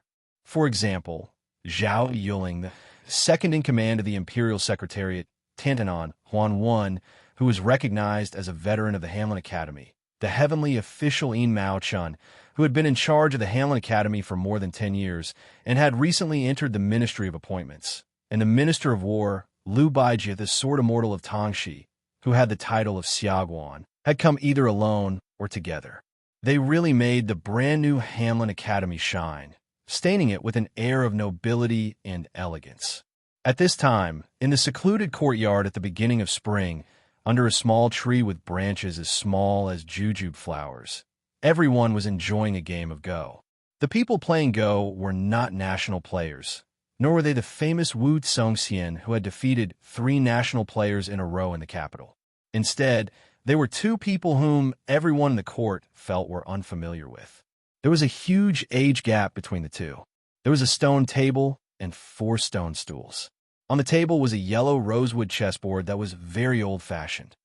On the left and right sides of the chessboard were black and white Go boxes that contained white and black Go pieces. On the stone stools were embroidered cushions. The 2 people playing Go were, of course, sitting and chatting. However, the people sitting on the other 2 stools were the pinnacle of honor in the world: the current emperor, Zhao Zhuan, and the empress, Yin Dongwu. Other than the handsome young man nicknamed Little Bookcase by the emperor, there was also a commoner from Liang who was still a commoner. He was Fan Changho from Xianxia, Guangling Road. Together with Wuxia, they were known as the First and Third Nine. In the past, Fan Changho was more skilled than Wuxia, so he was also known as Fan Duan. At the same time, Fan Changho was good at painting dried rocks, wild plum blossoms, and winter bamboo. Among them, wild plum blossoms were the best, and they were proud and unsullied. Now in Tian City, there was a saying that Fan Changho was a tree alone in spring. His paintings could be said to be priceless in the capital's officialdom. Before Wuxia became famous, the hidden Fan Changho was specially summoned to the capital by the emperor. The reason for this imperial edict was that his real identity was Little Bookcase from the imperial astronomer. Under the emperor's instructions, he and Wuxia played 6 games in a row, 3 slow and 3 fast. Wuxia lost all of them cleanly, so Fan Changho, who was known as the #1 player in the chess world, naturally entered the emperor's sight. The prize for this game that the emperor personally set was not small. If Fan Changho won, then he could directly stay in the Hanlin Academy as the Yellow Gatekeeper. Now the Hanlin Academy was the well-deserved dragon pavilion for all the scholars in the world. The spectators were the smartest few people in the Liang dynasty. In fact, they were well aware that whether Fan Changho won or lost on the chessboard was not important. To simplify the emperor's heart, Fan Duan had already won outside of the chessboard. Little Bookcase was probably endowed with extraordinary talent, but in the end he was still a child. He did not have a good sitting posture. His body was slanted, one hand supporting his chin, the other hand moving quickly. It was almost as if he was hitting the board when Fan Changho placed a piece. On the other hand, the plainly dressed Fan Changho was at a disadvantage in terms of the demeanor of an otherworldly master. But this disadvantage was only in terms of the eccentricity of the imperial astronomer. In reality, Fan Changho was sitting calmly and attentively. Whether it was slowly picking up a piece from the chessboard or not moving when he was thinking long and hard, they both had the demeanor of a grandmaster. Fan Duan's response to Little Bookcase's aggressive attacks, both inside and outside of the chessboard, was neither too fast nor too slow. For the time being, there was no sign of victory or defeat between the two of them. Including Emperor Zhao Zhuan, the people who were able to stand aside and watch the game, not to mention Wuxia, who was very good at chess. Even Chen Wang, who had never played chess with anyone before, had good eyesight. Even Empress Yin Dongwu, who was known as the female scholar of Beiliang in the past, could not take her eyes off the game and was very focused. Yin Qiji was standing right behind his elder sister, who was known as the mother of the empire.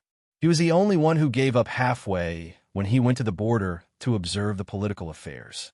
He parted ways with the Ministry of War, who was sent from Jibei to Liaoxi and returned to the capital alone. This incident had damaged Yin Qiji's reputation in the scholarly circle.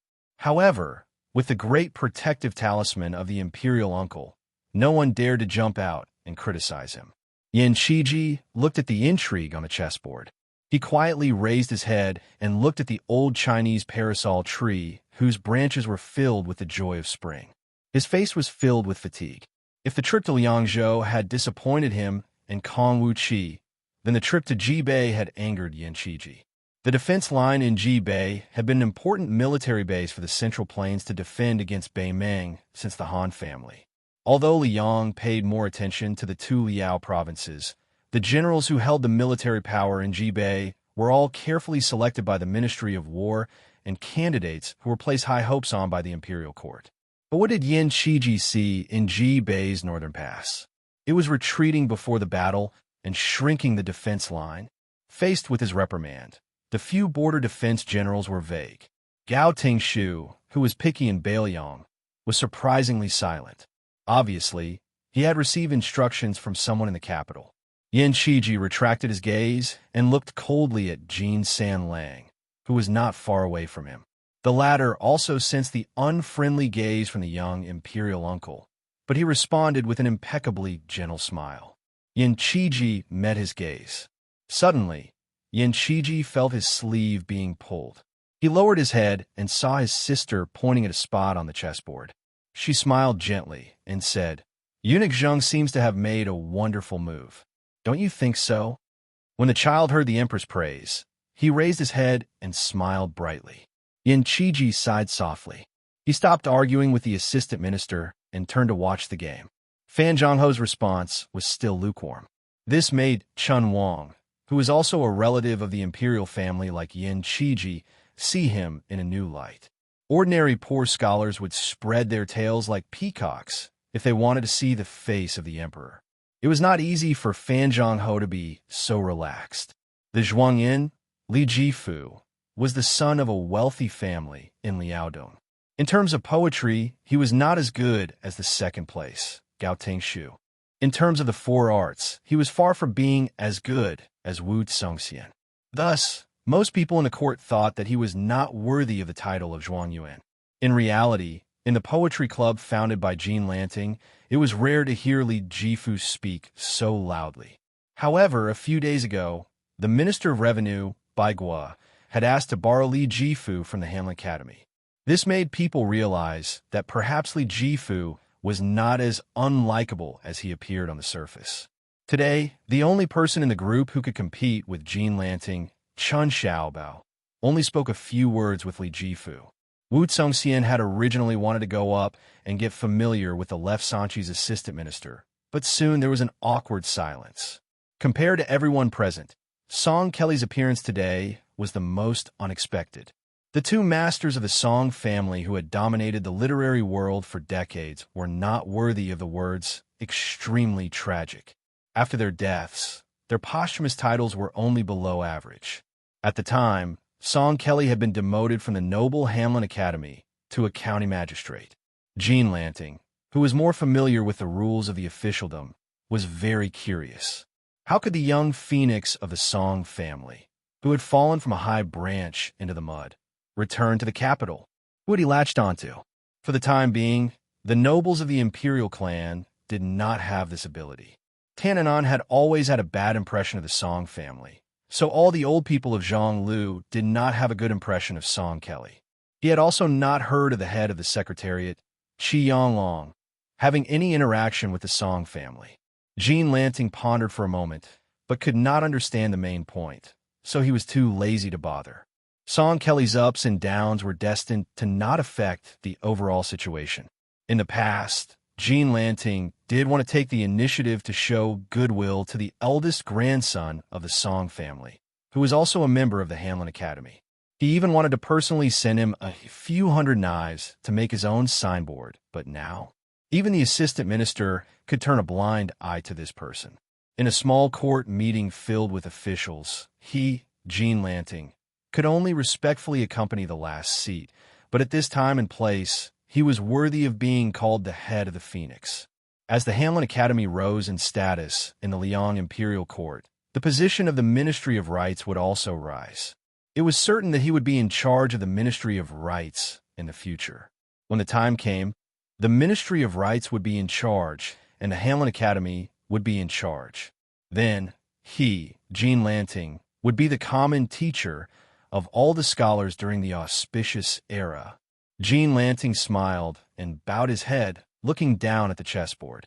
He placed one hand on the suet jade belt on his waist that the emperor had personally bestowed upon him, and the other hand quietly clenched. The literary vein of the world was in his hands. Why should he worry about the connections in the imperial court? Chapter 1360. Wu Congxian was probably the one who cared the most about the outcome of the game. With a complicated expression, he looked at Fan Zhonghe, who had played against him many times, and felt bitter. Fan Zhonghe, a remnant of the spring and autumn period, also known as the son of Buddha, was a thorn in Wu Congxian's heart that he could not remove. No matter how much they talked in public or in private, Wu Congxian knew that he both despised and envied this person. He despised Fan Zhonghe for ignoring the imperial examinations, and envied Fan Zhonghe for having heavenly beings by his side to scheme for him. Before and after he had defeated 3 national chess players in a row, Wu Congxian had not once mentioned Fan Zhonghe. However, the well-informed capital quickly learned that there was a Fan Shirduan in Xianxia. Before the emperor summoned Fan Zhonghe to the capital, he had a relaxed monarch and minister question-and-answer session with him. Wu Congxian could only bite the bullet and say something insincere. Fan Yuetian and I are evenly matched. Unfortunately, he still could not stop the emperor's curiosity, especially after he had suffered consecutive crushing defeats to the child who was practically the reincarnation of a chess immortal. According to Jean Sabin, the emperor had urged the Ministry of Rites almost every day to ask when Fan Shirduan would enter the capital, to be able to receive such special treatment. The previous one was the prime minister who had said, "If I don't come out, what will the common people do?" When Fan Zhonghe returned to the capital alone, Wu Congxian went to the courier station that night and earnestly told Fan Zhonghe about that child prodigy style of chess. The first move looked sloppy, unintentional, and powerless, but in the middle of the game, it suddenly changed. It was as if a towering building had suddenly risen from the rubble and ruins, with the momentum of a lion hunting down a rabbit from above. Of course, Wu Congxian knew that this kind of illusory saying was equivalent to not saying anything. After Fan Zhonghe heard it, it was useless. As for why he only said the middle game and not the end game, it was not that Wu Congxian wanted to hide it, but that Wu Congxian had never played more than 200 games with a child. Wu Congxian, who valued face and reputation the most, was too embarrassed to say anything. Wu Congxian had, with great difficulty, made a name for himself in the capital, so how could he be willing to let Fan Zhonghe steal his limelight in Grand Peace City? He wanted nothing more than for Fan Zhonghe to suffer a crushing defeat. Simply put, Wu Congxian, one of the top 9 chess players in the world, could lose to the genius youth rumored to have come from the imperial astronomer. It was like the world's top martial artist losing to an immortal on Earth, without any damage to his reputation. But he absolutely could not lose to Fan Zhonghe by too much. This was just like how Li Chungang had lost to Wang Xinji, and then Wang Xinji had lost to Su Fengyan. Fan Zhonghe's slow play was only compared to the lightning-fast speed of the imperial astronomer's little bookcase. 2 hours later, after Fan Zhonghe had made more than a dozen consecutive moves, he had made his first decisive move. The child with a carefree expression seemed to have seen his opponent for the first time. He no longer rested his chin on his hand or looked left and right. He sat up straight, but he did not look at the game. Instead, he stared straight at Fan Zhonghe, who was rolling up his sleeves with his head lowered. Everyone present, including Wu Congxian, could not see the essence of this move, let alone the other spectators. Among them, Jean Lanting could not help but turn his head to ask Wu Congxian in a low voice. The latter did not dare to speak carelessly. Sun stretched out 2 fingers to rub his earlobes and yawned. Song Kelly narrowed his eyes and pursed his lips tightly. Chun Wang was carefully observing the changes in the expression of the imperial astronomer. Li Jifu carefully looked at the emperor, who was leaning forward with a frown. Yin Qiji, whose mind was on the chessboard, bent down and whispered to his sister, Yin Dongwu. If the calm and composed Fan Zhonghe was included, not counting the Emperor Zhao Zhuan, the Empress Yin Dongwu, and that imperial astronomer Jian Zheng, then today, under the green Polonia tree of the Hanlin Academy, there were as many as 4 people from the northern Liangdao: Chun Wang, Sun Yin, Yin Qiji, and Jinlanting. Gangnamdu had Wu Songxian, Guangling had Fan Zhongho, Liangliao had Li Jifu, and the capital had Song Kelly. From this, it seemed that the current emperor was more magnanimous than the previous emperor towards Bailiang. The emperor looked at the little bookcase with interest. For the first time, he showed a fierce expression towards a certain person. He tried to smooth things over. Let's close the game for now. You two can play later. Little bookcase, Fan Zhongho. Try your best to make this game a famous one. If the ending is even better, I will ask the masters in the palace to paint for you. I have to go attend a small court meeting. If I am late, I will be nagged by Tananon for half a day. Jinlanting, dressed in purple robes, quickly bowed slightly and made a path for the emperor and the empress. The emperor held the empress's hand and left with a smile. Yin Qiji saw them off alone. As the assistant minister of the Ministry of Rights, Jinlanting also had to attend the small court meeting. However, the emperor did not say anything, so he could not stick to the emperor's side. After all, he could be suspected of using the emperor's power to intimidate others. After the three families left, he purposely pulled Wu Songxian out of the Hanlin Academy. The latter had been observing politics at the Ministry of Rights. Compared to the quiet Li Jifu, who had a higher ranking in the court examination, Jinlanting favored Wu Songxian, who was also a pillar of the poetry club. He also had a higher opinion of Gao Tingshu, who had already made a name for himself in the Ministry of War. Yin Dongwu asked softly, "Why do you think so highly of Fan Zhongho?" The emperor turned his head and winked at the empress.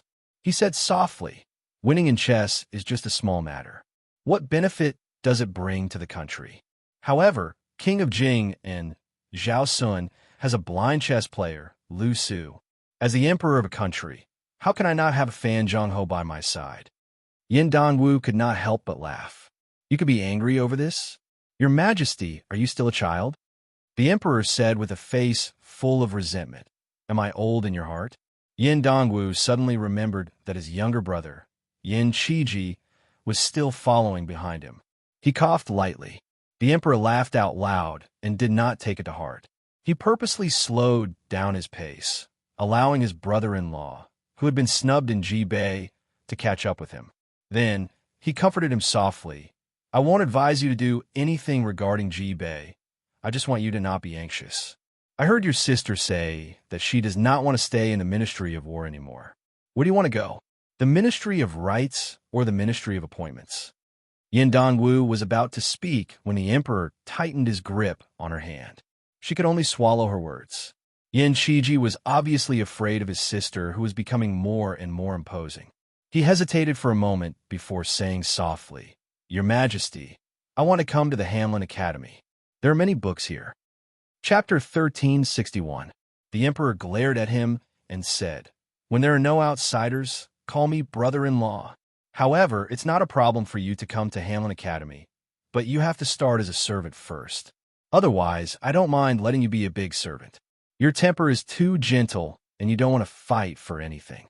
You will definitely be ostracized by many elders. Those old scholars are not the same as the officials of the 6 ministries.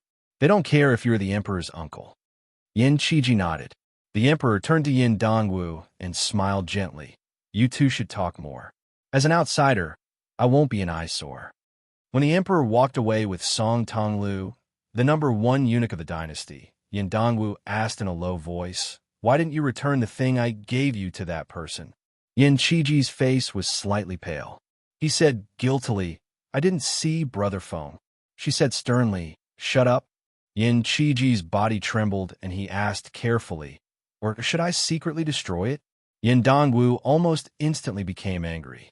Then, she tried to suppress her anger. Her face was uncertain. Finally, she gritted her teeth and said, "Hide it well." Yin Qiji was dejected.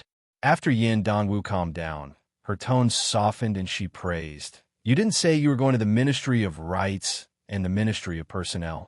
"Very good." Yin Dongwu stood face to face with her brother. She helped him fix his collar and said softly, "You have to remember one thing. Wen Zhongwen is loyal and respectful. These 3 beautiful titles must come from Hanlin Academy. Yin Qiji said timidly. Sister, I didn't think so much. Really? Yin Dongwu bent 2 fingers and knocked on her brother's forehead. She smiled.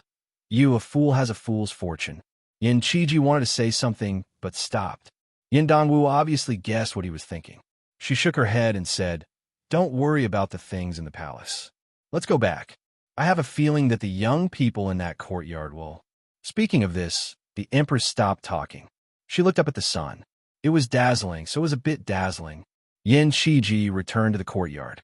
Under the tree, the child was asking with a cold face. Who did you learn chess from? Fan Zhongho smiled and said, Since I was 4 years old, I learned chess from the ancients. The child pointed at the last move on the chessboard. The ancients couldn't make this move. Fan Zhongho calmly said, Our generation is inferior to the ancients. How can we face the future generations? It's true that you learned chess from the ancients, but when it's your turn to play chess, you can't sit and wait for eternity. The child snorted and glanced at the chessboard. If it weren't for the accident in the Imperial Astronomer and my absent-mindedness, I wouldn't have given you any chance to win the game today. Come to the star-picking pavilion of the Imperial Astronomer tomorrow. Fan Zhongho declined to comment. The child, who acted like an old man, ran away in big strides. Only at this moment did he have the childishness of his age. Ever since he was a child, he had been running around the little bookcase of the Imperial Astronomer. It was not easy for him to find the Empress whom he was closest to. Contrary to the imposing manner of this child when he played chess with others, when he saw Yin Dongwu, he had a childish smile on his face, like a child who had met his sister, who loved him dearly. Yin Dongwu rubbed the little bookcase's head and said sympathetically, It's been hard on you. The Imperial Astronomer has suffered such a huge accident, and His Majesty still wants you to play chess with others. I'll help you scold him later. In the accident in the tight blockade not long ago, there were more than 800 guards who had died in the battle. Most of them were elite Imperial soldiers who were highly skilled in martial arts, and there were also dozens of masters who had koi fish pouches. Especially the latter, when they were escorting something to Guangling Road, more than 100 of the top Jianghu people who had been recruited by the Ministry of Justice of the Imperial Court had all died mysteriously. Zhao Go had already been seriously injured, and this loss was no different from adding fuel to the fire. But compared to the real loss, the death of the Qi cultivators in the Imperial Astronomer was nothing at all. Among these so-called immortals, there was no lack of experts with a mysterious finger divine ability, and they were indispensable to the Imperial Court of Liyang. Their existence in itself was a kind of magnificent deterrence that could symbolize the majesty of the heavenly Tao. The Emperor was the person who was destined by heaven, so he was under heaven's command. In the end, the Qi cultivators of the Liang North faction who supported the dragon were all killed in that bloody battle. Why did the current emperor, who had always regarded chess as an idle hobby, move the Hamlin Academy in a hurry? Why did he personally create momentum for Fan Shirduan and Fan Changho? Or was it because he wanted to divert the attention of the officials and try his best to suppress the turbulent ripples that affected the entire capital? Yin Dongwu even saw with her own eyes that the cultured and elegant fourth prince locked himself in the imperial study for an entire night. When he came out, even the head eunuch Song Tonglu did not dare to approach him. It was she who had to personally go forward and bandage his bloody left hand. The little bookcase shook his head and said, Grandpa Jianzheng said that everyone has to die. I'm not sad. If I didn't have to play 3 rounds of chess with someone for Grandpa Jianzheng, it wouldn't matter even if I died there. Then the child silently said in his heart, Although the old man is dead, his disciple might have already appeared. He would not tell anyone about this matter, not even his sister Empress. Yin Dongwu laughed angrily and said, Don't say such unlucky things. How old are you? Live well. The little bookcase laughed and said, I want to eat osmanthus cake. Yin Dongwu held his little hand and walked in the palace. That will have to wait until autumn. So, all the more you have to live well.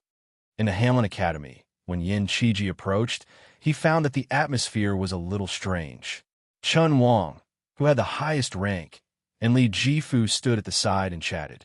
The arrogant scholar Sun Yin, who had once fought with the scholars in the Imperial College, was lying on the stone table. Fan Changhe was reviewing the game in detail. Yin Qiji had already stopped in his tracks. Suddenly, he saw Song Kelly, who was alone, smiling at him. Yin Qiji smiled knowingly and walked forward. In the spring of the second year of Xiangfu, there were 6 people in this small courtyard on this day. Chun Wang, Sun Yin, Song Kelly, Fan Changhe, Li Jifu, Yin Qiji. Originally, I had already written more than 2,000 words about the Battle of the Gourd in Yuzhou. However, if I want to combine it into a chapter, I need to write at least 4,000 words. Otherwise, only 9,000 words will be too intermittent. Today, I'll just write 6,000 words. This kind of transitional chapter is probably as unlikable as Li Jifu in the book. However, I hope that everyone can hold their noses and read it. Of course, when I wrote it myself, I was very sentimental. Yes, sentimental, I rarely boast, but when I write this kind of scene that can freeze history, it really is very sentimental. P.S. Don't worry, the next battle will be one after another.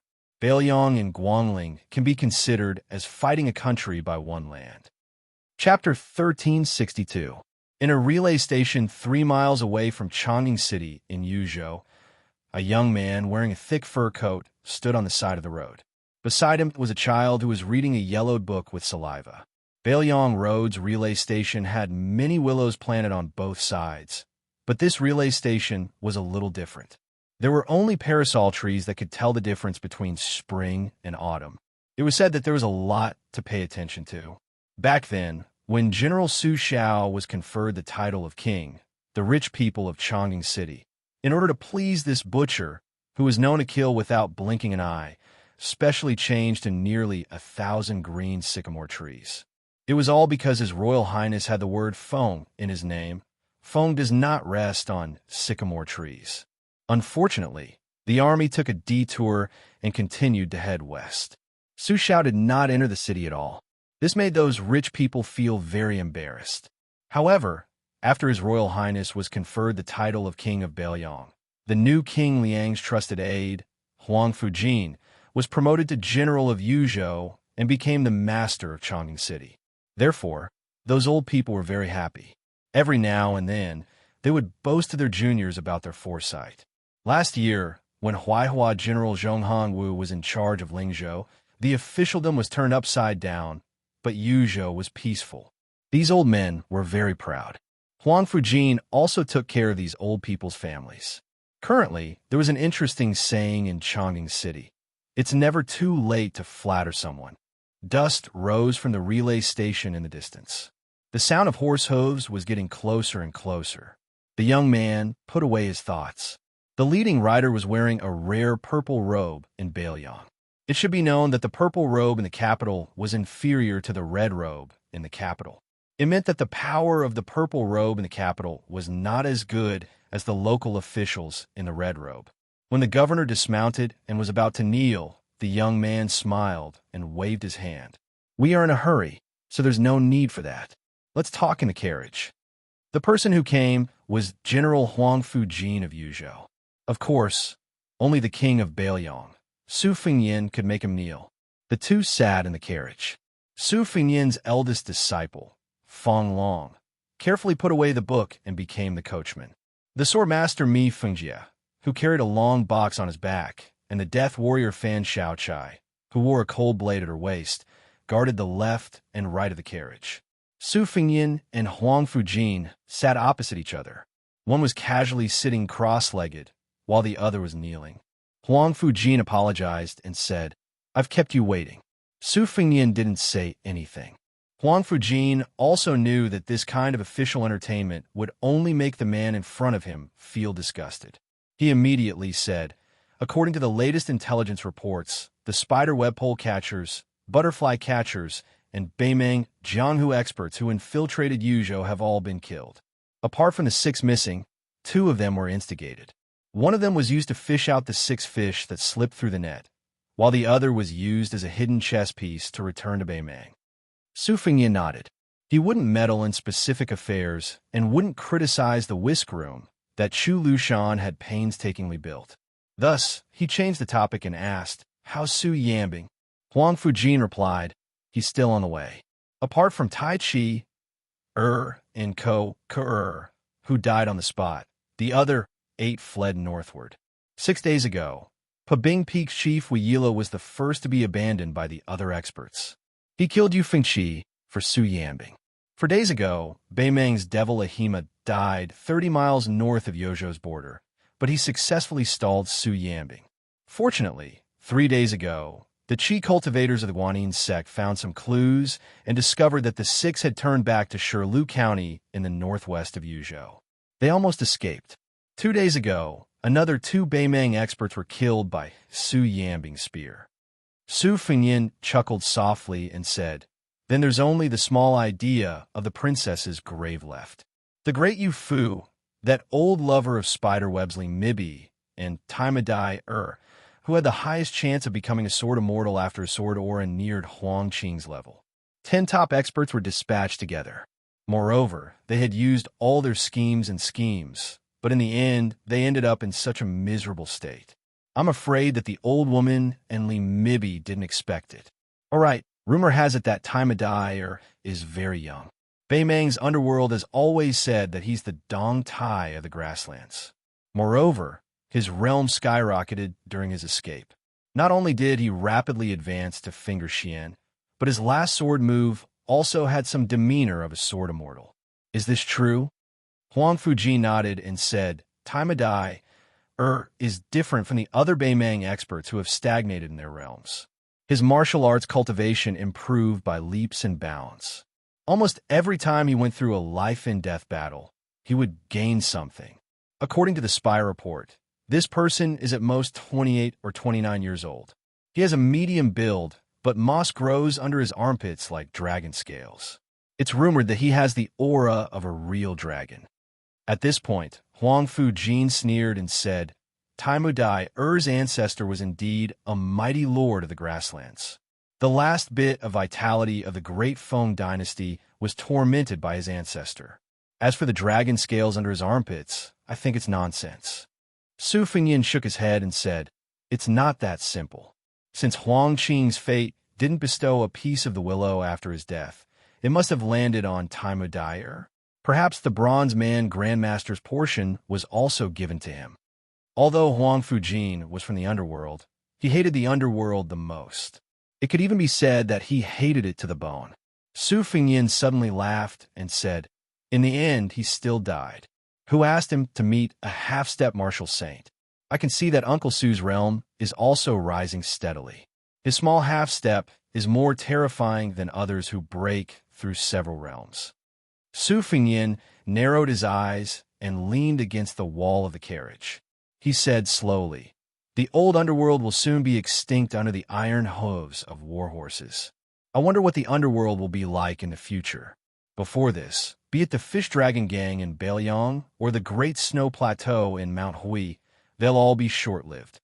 Taoist Sect, Chess and Sword Music School, Mount Bubang, Princess's Grave, Mount Wudong, Su Yanbing, Xianxia Valley, Mi Fengjia, Wu family's 100 cavalry and 100 swords.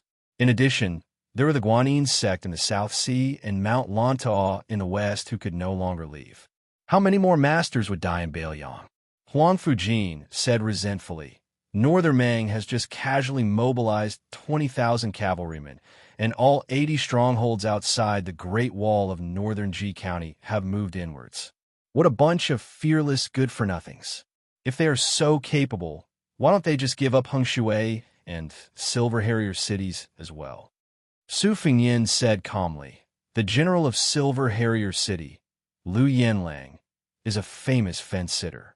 When the wind blows in the capital, he can move faster than the officials in the capital. With Yuan Tingshan in North Ji County, it's certain that they'll deliberately let Beiliang win. Let's not have any hope.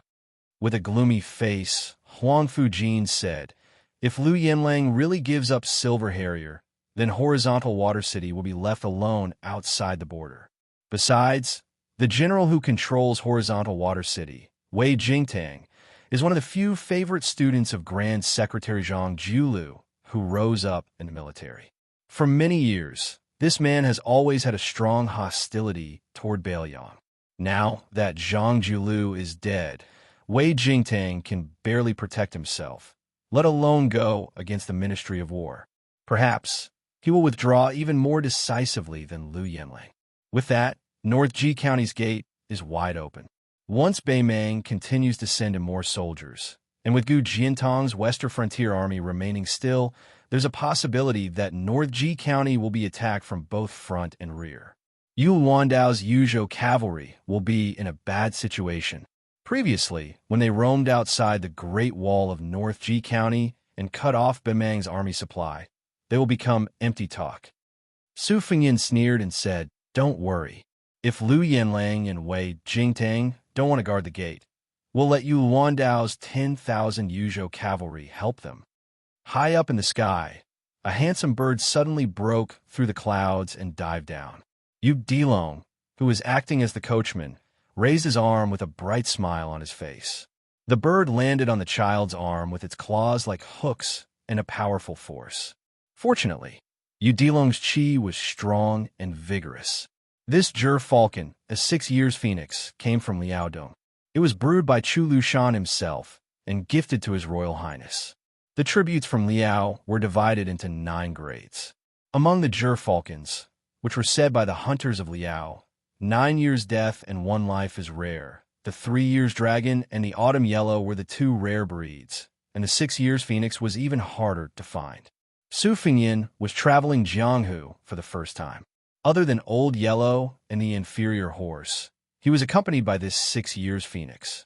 Yu Dilong cheerfully called out, "Master." Su Fengyin poked his head out of the curtain and took the spear falcon. He intimately patted its head before untying the string on its leg. Then he lightly shook his arm. The 6 years phoenix spread its wings and flew high up. It circled above its master's head a few times before suddenly rising up and flying away. The information that came back was only 3 simple words: guard to the death. The meaning was very clear. Wei Jingtang would guard Horizontal Water City to the death. Su Fengyin sighed softly and said, "The wind knows the strength of the grass." In his joy, Huangfu Shi asked doubtfully, why would Wei Jingtang risk his life to guard Horizontal Water City? Could it be Protector General Chu's secret plan? Su Fengyin shook his head and said, "No matter how skilled Fu Shui Fong is, he can't bribe a scholar like Wei Jingtang." Su Fengyin thought for a while and said, "It's probably because his master Zhang Julu's death that made Wei Jingtang make up his mind." Huangfu, she was still indignant. "It's a pity that Ji province only produced 1 Wei Jingtang." Su Fengyin said expressionlessly, "Why don't you say that the Liang dynasty only produced 1 Zhang Julu?" After a short silence, Su Fengyin smiled and said, "It seems like you have to go to Yuzhou alone. I'll go to Jibei to find Yu Wandao and take a look at that Wei Jingtang." Huangfu Shi's heart trembled, and he said in shock, "Your Highness, are you going to take the risk and personally lead the troops out of the calabash?" Without waiting for Su Fengyin to speak, Huangfu Shi jumped off the carriage and rushed to the front of the post house. He then knelt down with a thump and did not say a word. He just knelt there. Yu Dilong hurriedly stopped the carriage. After Su Fengyin got off the carriage, he walked over to help this general of Yuzhou who had lost his composure. However, Huangfu Shi, who was once mocked by the officials of Lingzhou as the #1 watchdog under Mount Qin Liang, refused to get up. Su Fengyin said in a low voice, "Get up." Chapter 1363. Huangfu Jin lay prone on the post road and said in a dull voice, "If I don't stop His Highness today, I will be scolded to death by Protector General Chu, Commander Yin, and Second Princess tomorrow." A king of Bailiang who killed tens of thousands of enemies and died in battle can't compare to a king of Bailiang who's living well in Bailiang. Su Fengyin frowned. "I don't need you to remind me of this. I know better than anyone what's important. Don't worry, I'll bring me Fengjie and Fan Xiaochai. Besides, although my realm isn't as good as before, it's not hard for me to escape and protect myself. There aren't many top experts left in Beimang." Huangfu Jin was determined to be stubborn to the end. He looked up at Su Fengyin and asked, "What if Tuoba Bodhisattva comes to kill you. Su Fengyin said helplessly. Toba Bodhisattva is on his way to Lu province. Besides, have you forgotten about Su Yambing, who's about to finish things off at the border of Yuzhou? Seeing that Huang Fujin was still unwilling to get up, Su Fengyin kicked him and said angrily, Huang Fujin, your death remonstrance is 1,000 miles away from the imperial censor of Grand Peace City. Get up. Huang Fujin got up slowly and hesitated for a moment before saying softly, Your Highness, I'll say something rebellious. You can't die. If you die, I'll never be able to become the Gu Jiantang of Baiyang. Su Fengyin only glanced at Huang Fujin's heartfelt words and dismissed them with a smile. Then, he and Yu Dilong each got on a horse and rode away with Mi Fengjie and Fan Xiaochai. Huang Fujin didn't wipe the sweat off his forehead. Both sides knew that what Huang Fujin really wanted to say wasn't the Gu Jiantang of Baiyang, but the Su Shao of Liang dynasty. One day, he would be crowned king. Huang Fujin didn't mind that Su Fengyin knew about his ambitions. The four riders galloped eastward on the post road. Lulong, whose horsemanship was already very exquisite, turned his head to look at the cavalry and asked, Master, what did this Yuzhou general say? What oil and what lantern? Su Fengyin laughed and said, You want to say that he's not easy to deal with? Who did you learn from? Junior sister Wang Sheng or junior brother Lu Yunzhong? The child chuckled. Su Fengyin teased, Missing Wang Sheng? Then why didn't you go to Beimang with her? The child quickly put on a straight face and said seriously, She went to Beimang with that white fox face to train her martial arts. How can I be a burden to her? She said that when we return to MT Qingliang, she will definitely beat me and Lu Yunzhong alone. Su Fengyin said meaningfully, You've already lost half the battle. Yu Dilong was stunned. Junior sister, are you really able to master the most powerful sword art in Beimang? Then, he couldn't help but laugh to himself. Su Fengyin shook his head. The taciturn Mi Fengjie said worriedly, In the end, Ji province is not Baiyang. There are many hidden spies. Your Highness should be careful. Su Fengyin nodded. Mi Fengjie secretly glanced at the female, sacrificial warrior, Fan Xiaochai. This mysterious grandmaster didn't understand why Su Fengyin wanted to bring her along. Mi Fengjie was determined to keep a close eye on her, just in case. Fan Xiaochai looked ahead with an indifferent expression. Ji province was once part of northern Han. In fact, it wasn't just the Han family of Ji province. Northern Han's rule had lasted for more than 160 years. Too many aristocratic families had once been Northern Han subjects. As for her Fan family, it had been loyal for generations. Su Fengyin suddenly said, This time, you might not have the opportunity to visit the graves of the Fan family's ancestors. If you decide to stay in Ji province, I can agree to it right now. You don't need to be in a hurry to answer. We can talk about it when we get there. Fan Xiaochai suddenly bit her lip, causing blood to seep out. Her eyes were crazed. She laughed. I don't have the face to visit the graves of my ancestors. Since I can't kill you, and don't even dare to attack you, I can watch you die on the battlefield with my own eyes. The famed sword in Mi Fengjie's case shook violently. He angrily shouted, Fan Xiaochai, are you seeking death? Fan Xiaochai's shoulders trembled slightly. Her laughter grew louder and louder. Sitting high on her horse, her face was full of disdain. TSK, a mysterious finger expert. I am truly afraid of death. Su Fengyin calmly said, Enough. Mi Fengjie took a deep breath. Fan Xiaochai immediately retracted her crazed aura. Their mounts paused for no reason. The neglected child, Yu Dilong, looked at the old man who reached out to support the sword case, and then looked at the young woman whose fingers were a little green from holding the reins. This eldest disciple of Su Fengyin secretly curled his lips. Su Fengyin closed his eyes. He knew that many people had already begun to die in Yuzhou. The Hanlin predecessors of the Liang dynasty were not stingy with their writing when they wrote the history of Northern Han. Unlike the deliberate belittling of Vietnam and Tang, they were especially appreciative of Northern Han, especially Ji province. They called it, Ji province is full of heroes. They were all brave warriors who died with a clear conscience. However, in the confrontation with the butcher Su Xiao, the Fan family, the mainstay of the Northern Han army, had one soldier after another bravely sacrificed themselves. After the Han family had submitted to the Liang dynasty and had their entire family executed, the veteran General Yang Xinxing was the first to be trapped in the Guangling circuit. Ji province was like an old man past his prime who refused to accept his old age. In the end, it was truly old. As the sun set in the west, two people stood side by side on the city walls of Transverse Water City, located at the forefront of northern Ji. The man wearing the uniform of a Liang civil official was in his 40s. He had a scholarly and refined temperament, but his face had the rough and weathered appearance of someone who had lived on the border for a long time. He was Transverse Water City's garrison general, Wei Jingtang, second in the imperial examination in the 9th year of Yonghui. However, he did not choose to use the Hanlin Academy as a springboard for his career. Instead, he first observed politics in the Ministry of War for half a year. Very quickly, he requested to be transferred to the border of Liaodong. As a result, Wei Jingtang came to Ji province. First, he served as the county magistrate of southern Ji. As his official rank grew higher and higher, the area under his jurisdiction grew closer and closer to the border of Ji province.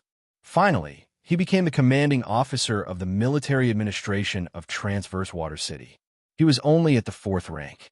In terms of profiting, as long as he did not touch the border trade, he could not even compare to the county magistrates of Jiangnan. In terms of official prestige, he was far inferior to the outstanding figures who had passed the imperial examinations. There was a man from the same hometown as him who was only a top 3 Jinsher. When he was young, he had a grudge with him. In the capital, he was only the commanding officer of the Ministry of War. Over the years, he had been making things difficult for him. Previously, when the Ministry of War was observing politics at the border, there was a man from the same year who brought a letter to Wei Jingtang. In the letter, he asked Wei Jingtang how the sandstorm in the northwest tastes. He even threatened to make Wei Jingtang drink in this godforsaken place for the rest of his life. Wei Jingtang smiled at this. That fellow student who had clung onto the capital's 3rd Prince Jean would probably never be able to understand how the barren desert frontier fortress in his eyes was, and how it could make a scholar give up his brush and join the army without regret. The young general standing beside Wei Jingtang was the young commanding officer of the Yuzhou cavalry, Yul Wandao. Previously, when the Beimang cavalry demonstrated their power outside the pass, Liu Yanlang gave up on Silver Sparrow City, leaving behind only a few old and weak soldiers and a dozen or so officials who didn't know how to show respect to their superiors. Yul Wandao's cavalry wasn't in a hurry to enter the city. Instead, they set up camp outside Silver Sparrow City. When they realized that there wasn't any movement in Transverse Water City, they entered the city alone 2 days ago to find Wei Jingtang. After that, Yul Wandao's subordinates took over the granary of Silver Sparrow City. Wei Jingtang had the right to control it, but he just turned a blind eye to it. Some of his subordinates were angry, but Wei Jingtang only said one sentence: Transverse Water City can't touch Silver Sparrow's grain. If we take even one grain, someone will lose his position. However, instead of being treated as an invasion by the Beimang barbarians, what's wrong with handing it over to someone who is willing to draw a blade against the Beimang? The extraordinarily handsome Yul Wandao didn't just have the peerless blade passed down from his ancestors, Great Wan. On his waist, he also had a brand new cold blade that was equally eye-piercing. He asked softly, "Lord Wei, I still don't understand. However, I still want to thank you on behalf of the Bailiang." Wei Jingtang was silent. His expression was resolute as he gazed at the endless desert of yellow sand. Not moving south was a crime. Allowing the Silver Sparrow's grain to be taken by the Yuzhou cavalry was an even greater crime. If that official from the Ministry of War returned to the capital and wrote a report saying a few words of incompetence in governance, it would be another crime. Being punished for several crimes was already enough for Wei Jingtang to lose his head. Those old brothers of his who had exchanged their lives with him in Transverse Autumn City didn't understand either. Some of them almost wanted to tie him up and take him to Jinan, saying that Transverse Water City could be defended to the death by them. They didn't need Wei Jingtang alone. However, Wei Jingtang still stood here in the end. Yu Wandao laughed. Although there are some people from Jizhou who risk their lives to support the grain supply for my 10,000 cavalry, without the Silver Sparrow's granary, we would still be stretched thin today. That Yuan Tingshan can't wait to give me a taste of his own medicine. Wei Jingtang said impartially. Although his character is like a clown and is loathsome, I have to admit that this man's management and command of troops is not bad. Yu Wandao looked at the wisps of smoke rising from several tens of miles away, then smiled and said, Lord Wei, just take it that I'm just trying to spite you. Today, I'm going to teach you one thing. Although the cavalry of Tranquil Province is not as strong as the cavalry of Liang Province, they are much stronger than your Northern Ji cavalry. Wei Jingtang smiled faintly and said helplessly, I'll wait and see. Yu Wandao turned around and was about to leave when he suddenly turned back. He took down the coal blade from his waist and placed it on the city wall. With a solemn expression, he said, Lord Wei, whether you accept it or not, I'll give you this coal blade. I, Bailiang, respect all those who dare to fight to the death. Wei Jingtang didn't pick up the coal blade. He smiled and asked, even if I'm a Grand Secretary's disciple? Even if I've been scolding General Su Xiao as a traitor to the country? Yu Wandao laughed and cupped his fists. He left the coal blade behind and left in a carefree manner. Wei Jingtang watched as the eldest grandson of the Yu family, who was supposed to have a bright future in Li Yang's officialdom, walked down the city wall. He retracted his gaze and looked at the Bailiang blade. He said softly, What a Bailiang! Chapter 1364. Wei Jingtang raised his head to look at the sky, his eyes brimming with tears. He smiled and said, Teacher, in your letter, you asked me if I dared to go down and drink with you. Student Wei Jingtang is more than happy to do so. Outside the mouth of the gourd in Yuzhou, in a massive commander's tent that was heavily guarded by soldiers, the coals produced by the finest carp kiln burned fiercely, blocking out the spring chill. Of the 30-some people in the tent, half of them were dressed in the armor of Beimang's high-ranking military officers, while the other half were dressed in the uniform of the Southern Dynasty's Ministry of War. The latter were all between 20 and 30 years old. At this moment, the vanguard of the army had already begun to break through the mouth of the gourd. The vanguard had over 90,000 people, with the main general, Yang Yuanzhan, commanding the various troops. The main force was the 30,000 personal soldiers of this great general of Beimang, while the various garrisons of Dragonways province had 40,000 soldiers. However, the true elites were the 20,000 Ruran cavalry under the command of the Southern Dynasty's assistant minister of the Ministry of War. The Ruran Mountains had always been an important source of troops for the elite cavalry of the Northern Plains. It produced fine horses, but it also produced strong soldiers. Most importantly, compared to other places, the Ruran cavalry were more obedient, willing to give up their lives, and daring to fight to the death. Beimang and Liang had fought so many great battles during Yonghui's reign. The valiance displayed by the Ruran cavalry had even caused many famous generals of the Central Plains to raise their eyebrows. Back then, even the old Grand Secretary of Liang had to admit that the barbarians here had the style of the Great Qin. Other than the vanguard led by Yang Yuanzhan, who had already driven south, the remaining 200,000 soldiers were still biding their time outside the mouth of the gourd. Compared to the invasions of the nomads in history, this expedition south to Beimang was clearly more methodical. Yang Yuanzhan was the nominal commander-in-chief of Beimang's Eastern Front. However, after Yang Yuanzhan led the troops out, there was no chaos in the seemingly leaderless commander's tent. Countless orders for the deployment of troops were accurately issued from here to the various armies. This was all thanks to Dong Zhuo, the #1 military and political figure in the Southern Dynasty. After he became the king of the Southern Courtyard, he focused on restructuring the Ministry of War and added the position of strategist in front of the curtains. He took the opportunity to promote a large group of young people to become the staff of the Ministry of War. Everyone was bestowed with fine clothes and jade belts by the emperor. Hence, they were nicknamed strategists in front of the curtains. Even though their ranks were not high, they were considered to be of low status and power. As long as the strategies they formulated were reviewed by the Ministry of War in the western capital, not to mention the generals of the towns and the prairie lord, even the prefectures of the various provinces and generals like Yang Yuanzhan and Hong Jingyan had to follow the rules. After the start of the war, these strategists all left the Ministry of War and followed the army. Most of them rushed to the Eastern Front.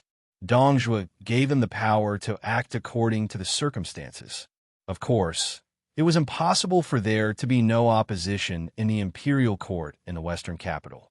However, Fatty Dong didn't pay much attention to them and even shamelessly used Her Majesty's imperial edict as a shield. Furthermore, the young people who rose to the center of the imperial court overnight were mostly from the Yelu and Murong surnames, or the flaming and plump aristocrats from Longwan. They were the young talents from the north, 7, south, and 3 surnames A in Beimei.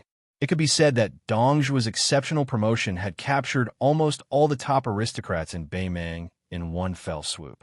As a result, the saliva in the western capital didn't even need to be refuted by the king of the south courtyard, who knew how to conduct himself. However, Beimei soon realized how insidious and cunning Fatty Dong was. These strategists were divided into 2 groups. One group went to the Eastern Front to impede General Yang Yuanzhan, and the other group went to the Western Front where General Liu Gui was. Only the Central Front didn't have any strategists. However, the general situation had been determined. In addition, the war in the north of Liangzhou was destined to be the deadliest and bloodiest.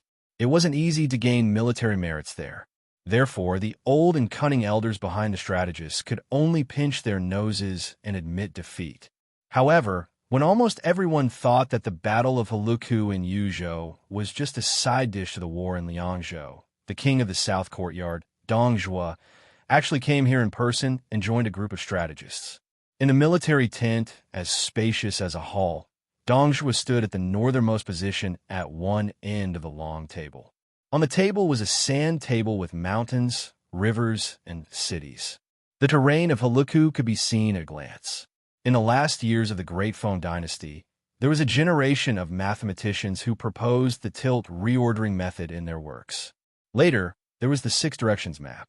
After more than 300 years of improvement, Huang Longshi proposed the theory of altitude, which made the sand table technology reach its peak. Therefore, today's sand table was so delicate and accurate that it was enough to stun the ancients. On this sand table, the system of Heluku Wu Castle created by Xianxia was most directly reflected. The 3 cities, 6 passes, and 200 strongholds were all marked on the sand table. As the number of beacon towers was too small, only those important beacon towers that occupied dangerous places were marked with small flags less than an inch long. The king of the South Courtyard, who was travel-worn, had just arrived here with hundreds of Dong family's cavalrymen. After drinking a mouthful of coarse milk tea with a strong smell of mutton to drive away the cold, he asked a young strategist from a major clan in Gusai province to tell him the progress of the battle of Heluku Wu Castle. The latter, who was holding a slender long pole made of jasper, drew a big circle on the sand table and said loudly, "Beiliang put Hong Xianxia in an important position. By the beginning of this spring, he has built 214 strongholds in Heluku in Yuzhou province." The Battle of Mount Daxing in Liang province started in the first year of Yonghui province. Upon hearing this, a prairie lord, who was planning to come to Yuzhou province to snatch food, people, and military exploits, could not help but roll his eyes and say, "Don't talk about those boring things. Just tell us where our sons have fought their way to Heluku Wu Castle and how many heads they have chopped off. It's easy for you to say it, kid, but King Dong, and we can also hear it clearly. Every time I hear you people who have read books talking about it, I feel like I'm going to doze off." Dongjue did not even look at that big talker, but stared at the sand table and said slowly, "Go on." The prairie lord immediately shrunk his neck and dared not to act rashly. The strategist continued, Mount Daxing in Liang Province was first proposed by the Han family of Ji Province. Their original intention was to reduce the pressure of grain and fodder supply when Liang Province launched the war in the early days. Later on, Liang Province took the opportunity to withdraw all the border armies in Ji Province and move them inwards to strengthen the internal defense and shorten the transportation distance of grain and fodder. Once the war broke out, they could use the fort to slow down the vanguard of the enemy, and then the main force in the rear would wait for an opportunity to strike. However, over the past 10 years, Liang Province has purposely placed more emphasis on the two Liao provinces and neglected Ji Province. Obviously, they have the intention to use Ji Province, a soft persimmon, as the opening of Yuzhou Province. As long as our army chooses Ji Province as the breakthrough point, Beiliang and the two Liao provinces will be able to launch a pincer attack. The strategist pointed at somewhere north of Heluku Castle with the long jasper pole in his hand. Beiliang's fort is especially majestic. The big fort has more than 1,000 steps around it, and the small fort has more than 800 steps around it. The big fort has 600 steps around it, and the small fort has 300 steps around it. Moreover, the fort has never had a fixed shape. It is closely connected to the geography of Heluku Castle, tightly controlling the river valley. Most of the walls are made of rammed earth, and some of them are covered with bricks. Many forts have several layers inside and outside, with different heights. If we are careless, even if we successfully break through the fort's gate, we will still have to fight a tough battle. This is enough to show Xianxia's sinister intentions. For example, the group of forts here at Heluku Castle, with the Jujube Horse Fort as the core and the Greenwind Fort B, Rising Fort, and the other 18 forts surrounding and protecting them. In total, there are 3,400 garrison soldiers. The first fierce battle between the two sides will definitely take place here. The jade pole in his hand shifted slightly to the south.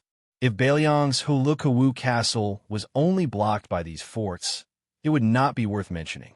However, after Chunjibao became the governor of Beiliang, 3 towering and sturdy cities were built at Heluku Castle. Although they are far inferior to the #1 town in the northwest, Hutu's city, they are definitely not to be underestimated. This crouching Bao city, built against the mountain, is one of them. In fact, all the forts in the northern line of defense at Heluku Castle are attached to Crouching Bao City. Unlike the forts that only defend to the death, the 3 cities of Heluku Castle each have a different number of elite cavalry troops from Yuzhou. A major 3rd-ranked general from Ju Province laughed and said that Yuzhou also has a capable cavalry troop.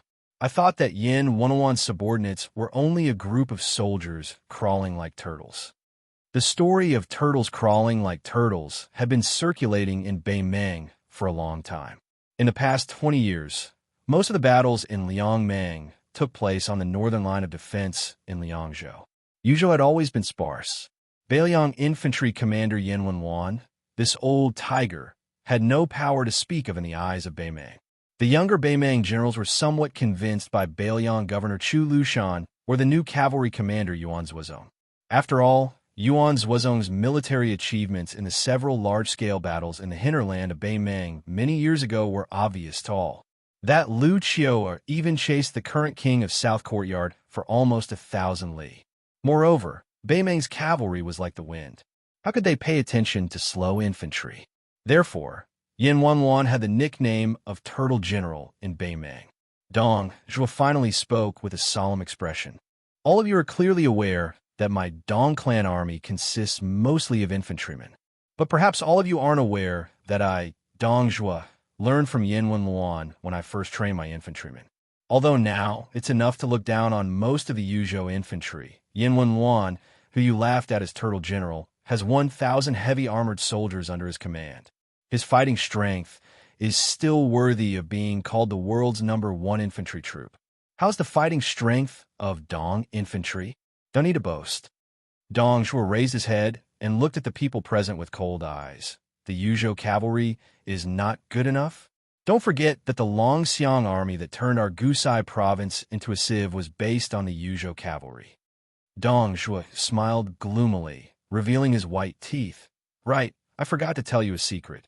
After General Yang Yuanzhan learned that he was going to fight Yin Wenwan, he had already made arrangements for his funeral. If you think that I, Dong Zhuo, am boosting the morale of others and diminishing my own prestige, it's fine. Heh, I'll say the ugly words first. When the time comes, whoever is hurt by the Yuzhou garrison, remember not to complain to me or His Majesty. Chapter 1365. The armored generals present were all a bit resentful, but the strategists who had been treated with disdain recently only felt pleased. A while ago, the latter patiently explained the terrain, structure, and distribution of troops to the vanguard generals in detail, down to the details of each fort and each beacon. This seemingly trivial information was precious military intelligence obtained by Beimang spies with their blood. Only at that time, most of the military officers in the army were just yawning. In their eyes, wherever Beimang's iron cavalry went, those who surrendered would be killed, and those who didn't would be killed even more. War was just that simple. Why would they need to embroider like a woman? This kind of deep-rooted understanding could not be changed by the strategists who were only minor 6th rank and major 7th rank. However, the arrival of South Courtyard's King Dong Zhuo, who was currently in the limelight, made all of the generals more or less alert. This was especially true when he mentioned Great General Yang Yuanzhan's funeral arrangements. It made several of Yang Yuanzhan's trusted generals break out in cold sweat. Under the hint of Dong Zhuo's gaze, the strategist who felt refreshed began to speak tirelessly. Using continuous forts to block our army's attack was just a naive view of the civil officials in Li Yang's imperial court more than 10 years ago. In fact, back then, the embryonic form of North Ji Castle had already clearly told both sides that without a majestic city as the core of the defense, Li Yang's idea of making Mang cavalry unable to penetrate deep into the enemy was too naive. There were many forts in North Ji Castle at that time, with some 50 li away and some 30 li close. They could be said to be closely distributed to the crucial points of defense. However, back then, our great Mang used countless successful surprise attacks to prove one thing, that forts were indeed the key points of defense. Wanting to stop a nimble cavalry army from advancing south was just a pipe dream. Ji Province's forts were like trees in a forest, and the troops were divided into different areas. How could they dare to fight? Therefore, later on, Li Yang's imperial censors impeached those North Ji Castle's officers, scolding them that Ko Daji hid like a turtle. Ko Xiaoji still did not dare to fight, only daring to fight when the Ko Daji retreated several hundred li. When he spoke up to hear, the strategist revealed a faint smile. He reached out his hand and pointed at his own nose. The Liang imperial censors' esteemed lords are talking about is precisely our northern Mang cavalry. Everyone in the tent burst into laughter. Even Dong Zhuo had a faint smile on his face. A grassland chief, who had tens of thousands of herdsmen under his command, laughed out loud and said, "Huyin Junji, if you had said that earlier, we wouldn't have been so impatient. You always talk about how formidable those forts in your province are, but if you don't properly praise us great Mang boys, wouldn't we, the rough men who feel that learning to read is even more terrifying than being beheaded, not be able to listen?" This time, Dong Zhuo came to Yu province mainly to pour cold water on the generals in the East Front, but he also had the intention of improving the stiff relationship between strategists and generals with real power. In Beimang, especially in the northern grassland royal court, there was only one word to describe it: rough. As the number one official in the southern court, what Dong Zhuo wanted to do was to combine the brains of the southern court with the military force of the northern court. Not only should the two sides not hinder each other, they should also try their best to cooperate. This was definitely not a daydream of Dong Zhuo, because those strategists who knew the essence of the war in the Central Plains and were proficient in military strategies on paper were in the same boat as the generals on the front line. After all, they were bound together for good or ill. As long as Dong Zhuo broke through the window paper, the two sides would be able to work together as one. They would earn military merits on horseback and divide military merits on horseback. If they could take down Yu province and Beiliang in one go, It would be tantamount to taking off the clothes of this pretentious noble lady in the Central Plains. By then, the Iron Cavalry of Beimeng would be unstoppable, and the ruler of the Central Plains would be surnamed Murong, just like His Majesty. Dongzhuo subconsciously clenched his teeth, his eyes blazing. As long as he could take down Beiliang, the general trend would be in the hands of Beimeng. In the future, it would be impossible to rely on the famous generals of Liang to stop the Iron Cavalry from going south. The only real enemy of Beimeng was the tall cities that were in the way. Thinking of this, Dongzhuo walked to a side table in the tent. On the table, there was a wooden model of the 3 cities inside the gourd mouth. It was made by skilled craftsmen. The Taiping order had ordered the craftsmen in the western capital to make it carefully. There were about 40 of them, including all the important cities in Beiliang. They were specially made for the generals on the front line to know the structure of the cities in Beiliang. There were 8 of them in Yuzhou on the eastern front. 3 of them were placed in the tent for the time being. At that time, the carriage was bumpy, and the wooden model made from Chongqing City was broken into pieces.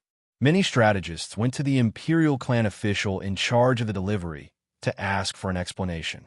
That guy, who had the surname Yilu, picked his nose and said whatever he wanted. At that time, there were dozens of strong retainers behind him. They had already taken out their swords and were about to chop those strategists. Then, a few days later, an imperial edict arrived. That imperial clan official was beheaded on the spot, and all his retainers were sentenced to death. The brand new wooden model from Chongqing City was also sent. The eunuch who delivered the edict only said to the official's backer, "This model was personally supervised by the Taiping order."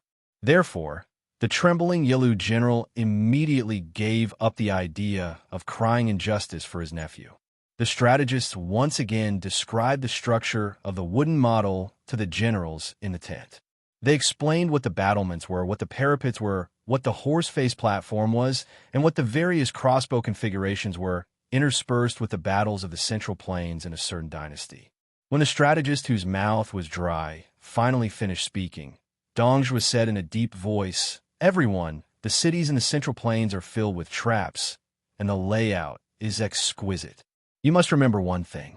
As siege generals, the more we know how to defend a city, the more lives we, the Northern Mang men, can have." Dongzhuo raised his arm and pointed in the direction of the gourd. Crouching Bao City is the first city in Yuzhou. In order to uproot it, we will definitely have thousands or even tens of thousands of people die there. It is destined that we will never be able to return to our hometown on the grassland.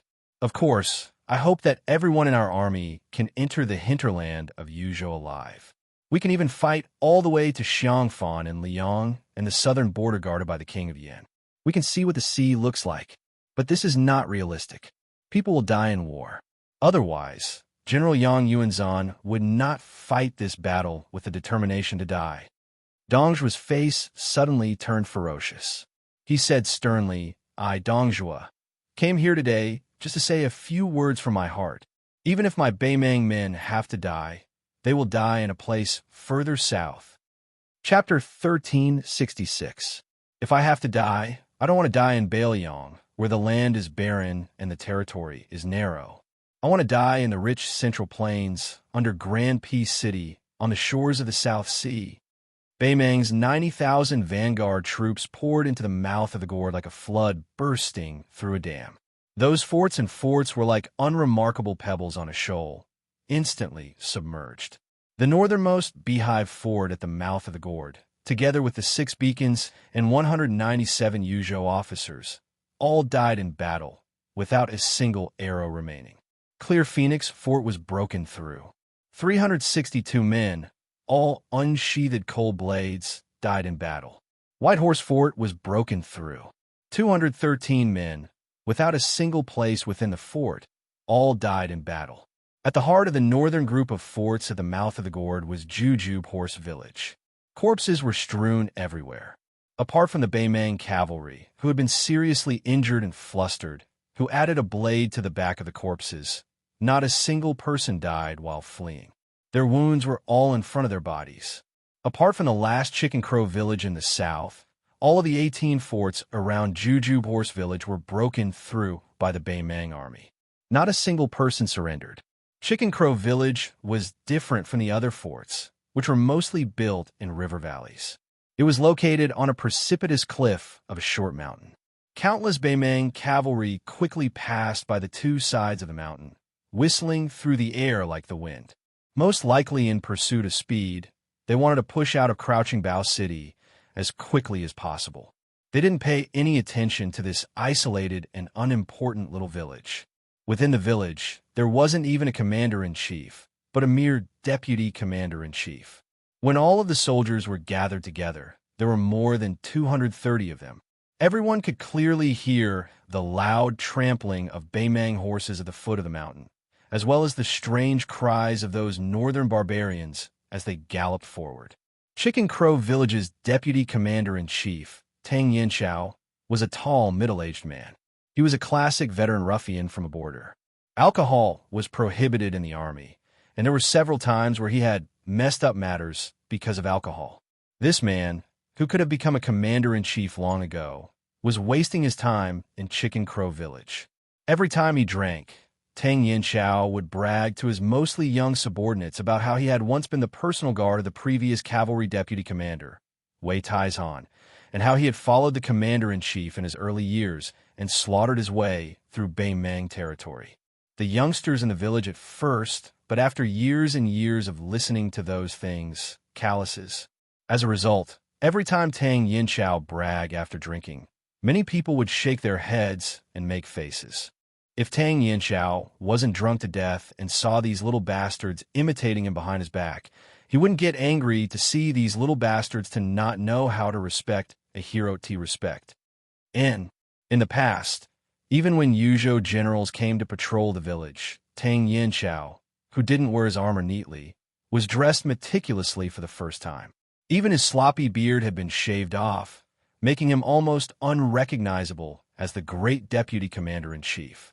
If it were any other time, there would definitely be a few bold young soldiers who would approach him with a mischievous smile and say, "Oh, the deputy commander-in-chief looks like a dog. Why haven't you found your sister-in-law yet?" However, at this moment, most people only had heavy hearts and couldn't squeeze out a smile. The elders from the stronghold stood beside Tang Yinxiao and were also silently inspecting the armor and crossbow sabers. Tang Yinxiao looked around and said indifferently, "Those who aren't over 20 years old, and those who are the only children in your families, stand obediently where you are. Those who aren't, take a step forward." Not counting Tang Yinxiao and the 7 people on his left and right, more than half of the 221 people in front had walked out. Tang Yinxiao looked over and suddenly pointed at a baby-faced soldier and scolded with a smile, "Bai Yufu, if I remember correctly, you're only 18 years old. You don't even look like you're 15. Scram back." Look, the great deputy commander-in-chief had finally put on some airs of this official, but he was immediately exposed after a few words. He deserved to be called this old man for the rest of his life. The soldier named Bai Yufu blushed and said loudly, "Father said that it's a matter of course for soldiers to fight and be paid. Then, it's also a matter of course to go to the battlefield and kill the enemy." Tang Yinxiao put one hand on the Bailiang saber at his waist and said with a smile, "Then, didn't your mother secretly tell you not to fight with your life?" Bai Yofu's face was full of embarrassment. He said softly, "She really did." Laughter immediately broke out. After Tang Yinxiao raised his hand, the village returned to its previous silence. This deputy commander-in-chief, who probably hadn't even heard of the Yuzhou provincial governor, said in a deep voice, "General Yin previously ordered that our Calabash fort only needed to defend to the death and not go out to meet the enemy." Tang Yinxiao paused for a moment. "Therefore, I, Tang Yinxiao, am going out to kill the barbarians this time because I, Tang Yinxiao, have disobeyed military orders. Those who stand in place and stay in the fort, and those who step out don't need to go down the mountain. Yes, once we go down the mountain, we'll be stuck at the foot of the mountain for the rest of our lives. There's nothing to hide. No one's an idiot. I, Tang Yinxiao, have lived for 40 years and have gone to the battlefield more than 40 times. If we count it up, It's more than once a year. Other than not being able to find a wife in this life, there's nothing else to say.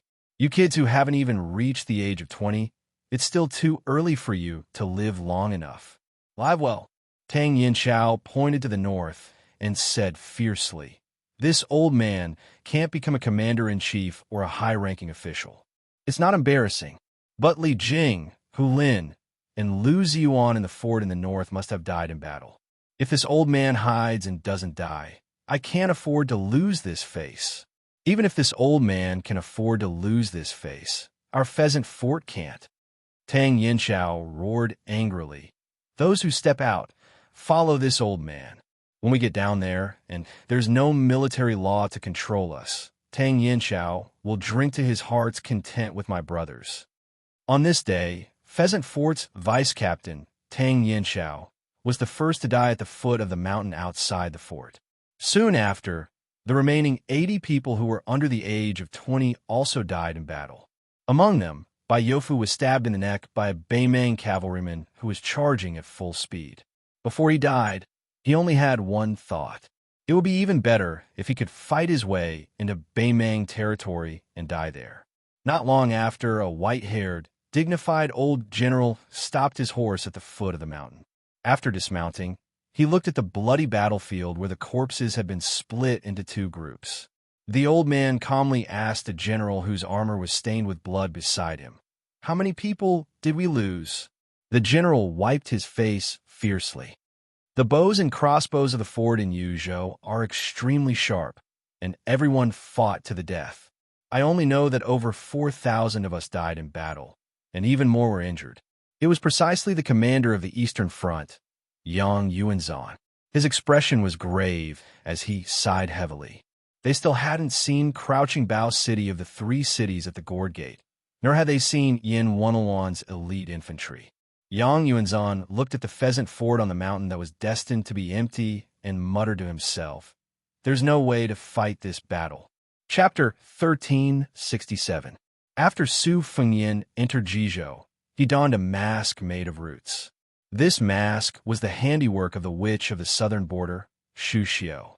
When Su Fengyin had snuck into Beimang, it was thanks to these ingenious items. The four of them crossed the border. The spies of the Fu Shui chamber had long since prepared four impeccable travel documents. At present, the tyrants of Baoyang were like a swarm of ants that had been disturbed by a child. They all fled for their lives. Su Fengyin's meager group of four was completely inconspicuous. Fan Xiaochai knew that he was going to Hengshui City in Ji North to meet with Yu Luandao and Wei Jingtang. However, although the four of them traveled day and night without rest, they did not take the shortest route. Instead, they traveled directly into the heart of Jizhou. Ultimately, they arrived at Dazhan City, which had been built during the last years of the Great Feng Dynasty. Su Fengyin was in no hurry to enter the city. Instead, he reined in his horse and stopped on the official road outside the city. With a complicated expression, he gazed at the silent city. As the former capital of Northern Han, it could be said that the city was filled with the relatives of officials, and nobles. Back then, Su Xiao, who was one of the top generals, had led an army to attack Northern Han. All of Jizhou had been trampled to pieces by the armored cavalry of the Su family. Only Dazhan City had managed to escape the calamity. When the army slowly approached the city, disaster was imminent. That night, countless scholars drank and sang. It was said that one could smell the strong scent of alcohol from 3 li outside the city. As a result, there was the story of 300 Han retainers drunk to death in one night. Fan Xiaochai had wandered from place to place due to the destruction of her country and her family. However, as a descendant of the loyal and fierce Fan clan, even though she had been fleeing for her life was generally stable.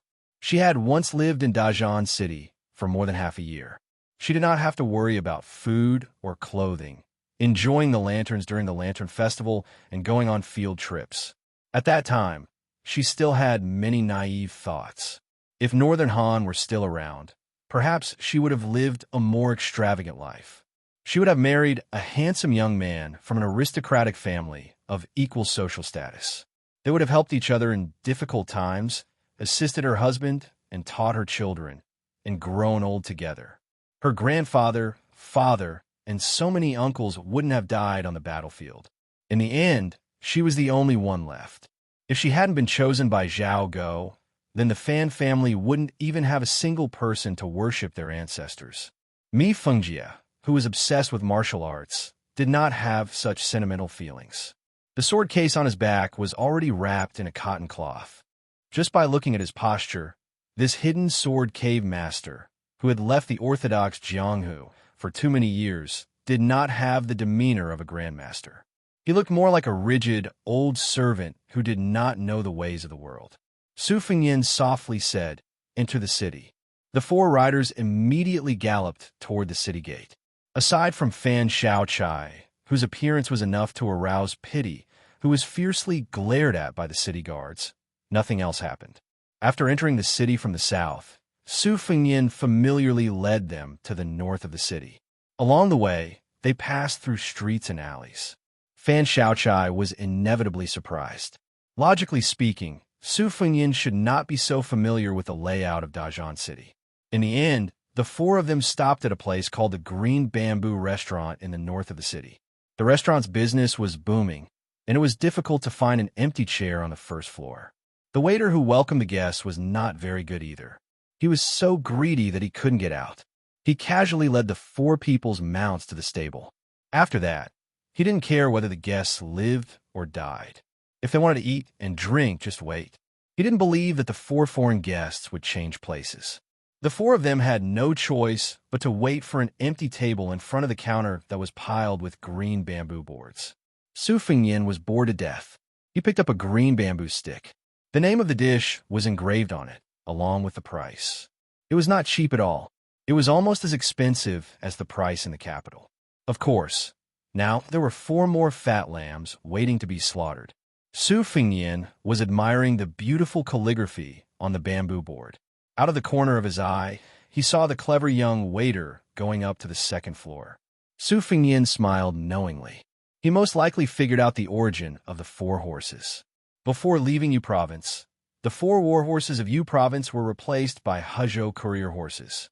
Before entering the territory of Ji Province, the spies of Whist Chamber secretly contacted them, had also replaced them with four high-quality Ji Province war horses. Su Fengyin noticed the suspicious behavior of the waiter. Apart from Yu Dilong, Mi Fengjie and Fan Xiaochai also noticed the peculiarity of this green bamboo restaurant. Especially Fan Xiaochai, who had just been promoted to the position of Grand Master of Whist Chamber because of her meritorious service. Under her timid appearance, she was emitting a very well-hidden, bloodthirsty aura. Mi Fengjie glanced at her with disgust. It was one thing for such a beautiful woman to be a man of sacrifice and a spy, but why did she like to kill people? Moreover, she usually tortured people to death. Fan Xiaochai looked back at Mi Fengjie provocatively. This made the hidden sword cave master, who was already full of resentment towards this crazy woman, even more murderous. If it were not for the king of Bailiang beside him and the sword box on Mi Fengjie's back that contained 8 specially selected famous swords, he would not mind chopping this woman into 8 pieces. Many of the rich guests in the restaurant were actually quite smart. They purposely spoke the truth after drinking. They were all shouting something like, "Lady boss, come, give me a toast. Don't worry, I'm a gentleman. I only drink wine and not people. Lady of the Su family, how come I've never seen your husband show his face? What a bastard. In this frigid weather, aren't you afraid that Lady Su will suffer at night? Shopkeeper, I've eaten more than 10 meals in this green bamboo restaurant. My expenses are enough to get me the title of courtesan of a second-rate brothel in Dazhan City. You're so good. You don't even let me touch your hand. How can you do business like this in this world?" The first floor was not only filled with dirty and coarse men. There were also many elegant scholars dressed in green robes. Most of them were in their 20s, and they were trying their best to endure the filthy words that were ringing in their ears. As the world in Ji Province was not peaceful, the situation of scholars was getting worse and worse. If it were a few years ago, they would have already slammed the table and stood up to curse these ruffians. They would not even dare to talk back, let alone hit them. However, Ji province was in constant turmoil. First, General Yang Xianxia, the divine pillar of Ji province, took away all the old soldiers of Ji province. Then, Yuan Tingshan, the dragon that crossed the river, came to Ji province and became the king of Ji province. Not only was he the son-in-law of Gu Jiantang, he also abducted a woman from the Li family of Yanbao in Ji province to be his concubine. Furthermore, he held the military power in his hands. All the sects and clans in Ji province followed his lead. In just a blink of an eye, Yuan Tingshan had dealt with a few local tyrants who refused to submit to him. Now, it was rumored that Beimang had sent tens of thousands of cavalry to the south. The only good news in Ji province was that the grievances of the Han family had been cleared. The current emperor personally gave the posthumous title of Wuxia, the old patriarch of the Han family, Han Baidu. Not only was the posthumous title of Wuxia not the second rank of Zhong, or at most, the posthumous title of Wuxia, which was ranked 5th among the 8 posthumous titles of Wuxia. Not to mention the widespread posthumous titles before Li Yang seized the world.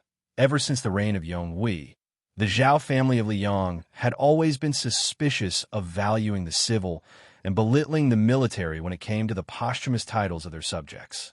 Putting aside the extreme exception of the king of Belyang, Su Xiao, the few old generals who had made meritorious contributions during the spring and autumn period were given posthumous titles of Zhong, Jian, Jing, and so on. Perhaps only General Gu Jiantang had the chance to ascend to the throne after his death. Thus, he was given the posthumous title of Wu Ning. From this, it could be seen that the new emperor of Liang had made an exception for the Han family, which had said, if the monarch wanted a subject to die, the subject would die generously. Even more exciting was the fact that before the Han family had been cleared of wrongdoing by the imperial court, an astonishing piece of news had already spread from Jizhou. An orphan of the Han family, who had escaped calamity, had appeared. Following his appearance, a touching story began to circulate in the streets of Jizhou. It was said that the reason why the eldest grandson of the Han family did not die was not because the Han family wanted to leave behind an incense stick, but rather because a loyal and righteous guest of the family had joined forces with the Jianghu martial grandmaster who had received the Han family's favor in his early years. They had carried away the young child behind the Han family's back. Unfortunately, the guest who had died during their escape had said, the Han family has treated me like a national hero, so I will repay them with a national hero. Although this person's name was obscure, the martial grandmaster was a renowned Jianghu hero from 20 years ago in Jizhou. His strength was extremely close to the first level, and he was known to be invincible among second-level martial grandmasters. His name was Ho Wanhu, nicknamed the Marquis of 10,000 Households. Before the fall of Northern Han, he had served as a military officer and was known to be the enemy of 10,000 people in Jizhou. After the fall of Northern Han, he had raised over 2,000 roaming mounted bandits at the northern border of Jizhou. This person had threatened that there would be a day when he would chop off Su Zhao's head and use it as a wine jug. Unexpectedly, he had quickly disappeared. As it turned out, he had saved the eldest grandson of the Han family. It was rumored that he was currently imprisoned in the underground prison of Yanbao. It could be seen just how many years the Han family had endured humiliation and how many years this Jizhou hero had not seen the light of day. During this period of time, countless people had come to visit the Yanbao Li family under all kinds of pretenses. If it weren't for Yuan Tingshan personally dispatching a cavalry with bright crossbows to deliberately station on the main road of Yanbao, perhaps Yanbao wouldn't even have a moment of peace.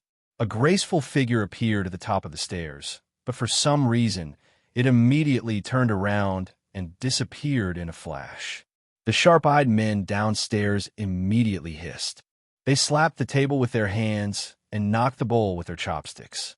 As it turned out, the shopkeeper's wife, Lady Su, had given the drinkers downstairs a performance of hugging the pipa half covering the face. How could these men, who never lacked money, let it go? They screamed again and booed to death. This caused those young scholars who couldn't bear it any longer to glare angrily at the neighboring tables. Those with better tempers rolled their eyes, while those with worse tempers directly spat on the ground. There were also some who used hand gestures to greet the scholar's many generations of ancestors. Speaking of which, it was strange. It was true that the proprietress's appearance was outstanding, but she couldn't be considered a devastatingly beautiful woman.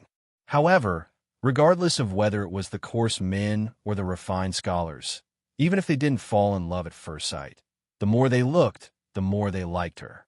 The former had shallow eyes, drooling over the woman's heavy breasts, round and perky buttocks, as well as her soul-stirring foxy eyes, as well as her unique style that allowed her to exchange vulgarities with them. The latter had all sorts of reasons. Some said that the Lady Sue's occasional dazed expression while lying behind the counter was very charming. Some said that they saw the proprietress's staunch and chaste nature. There were even more who said that she was naturally close to scholars.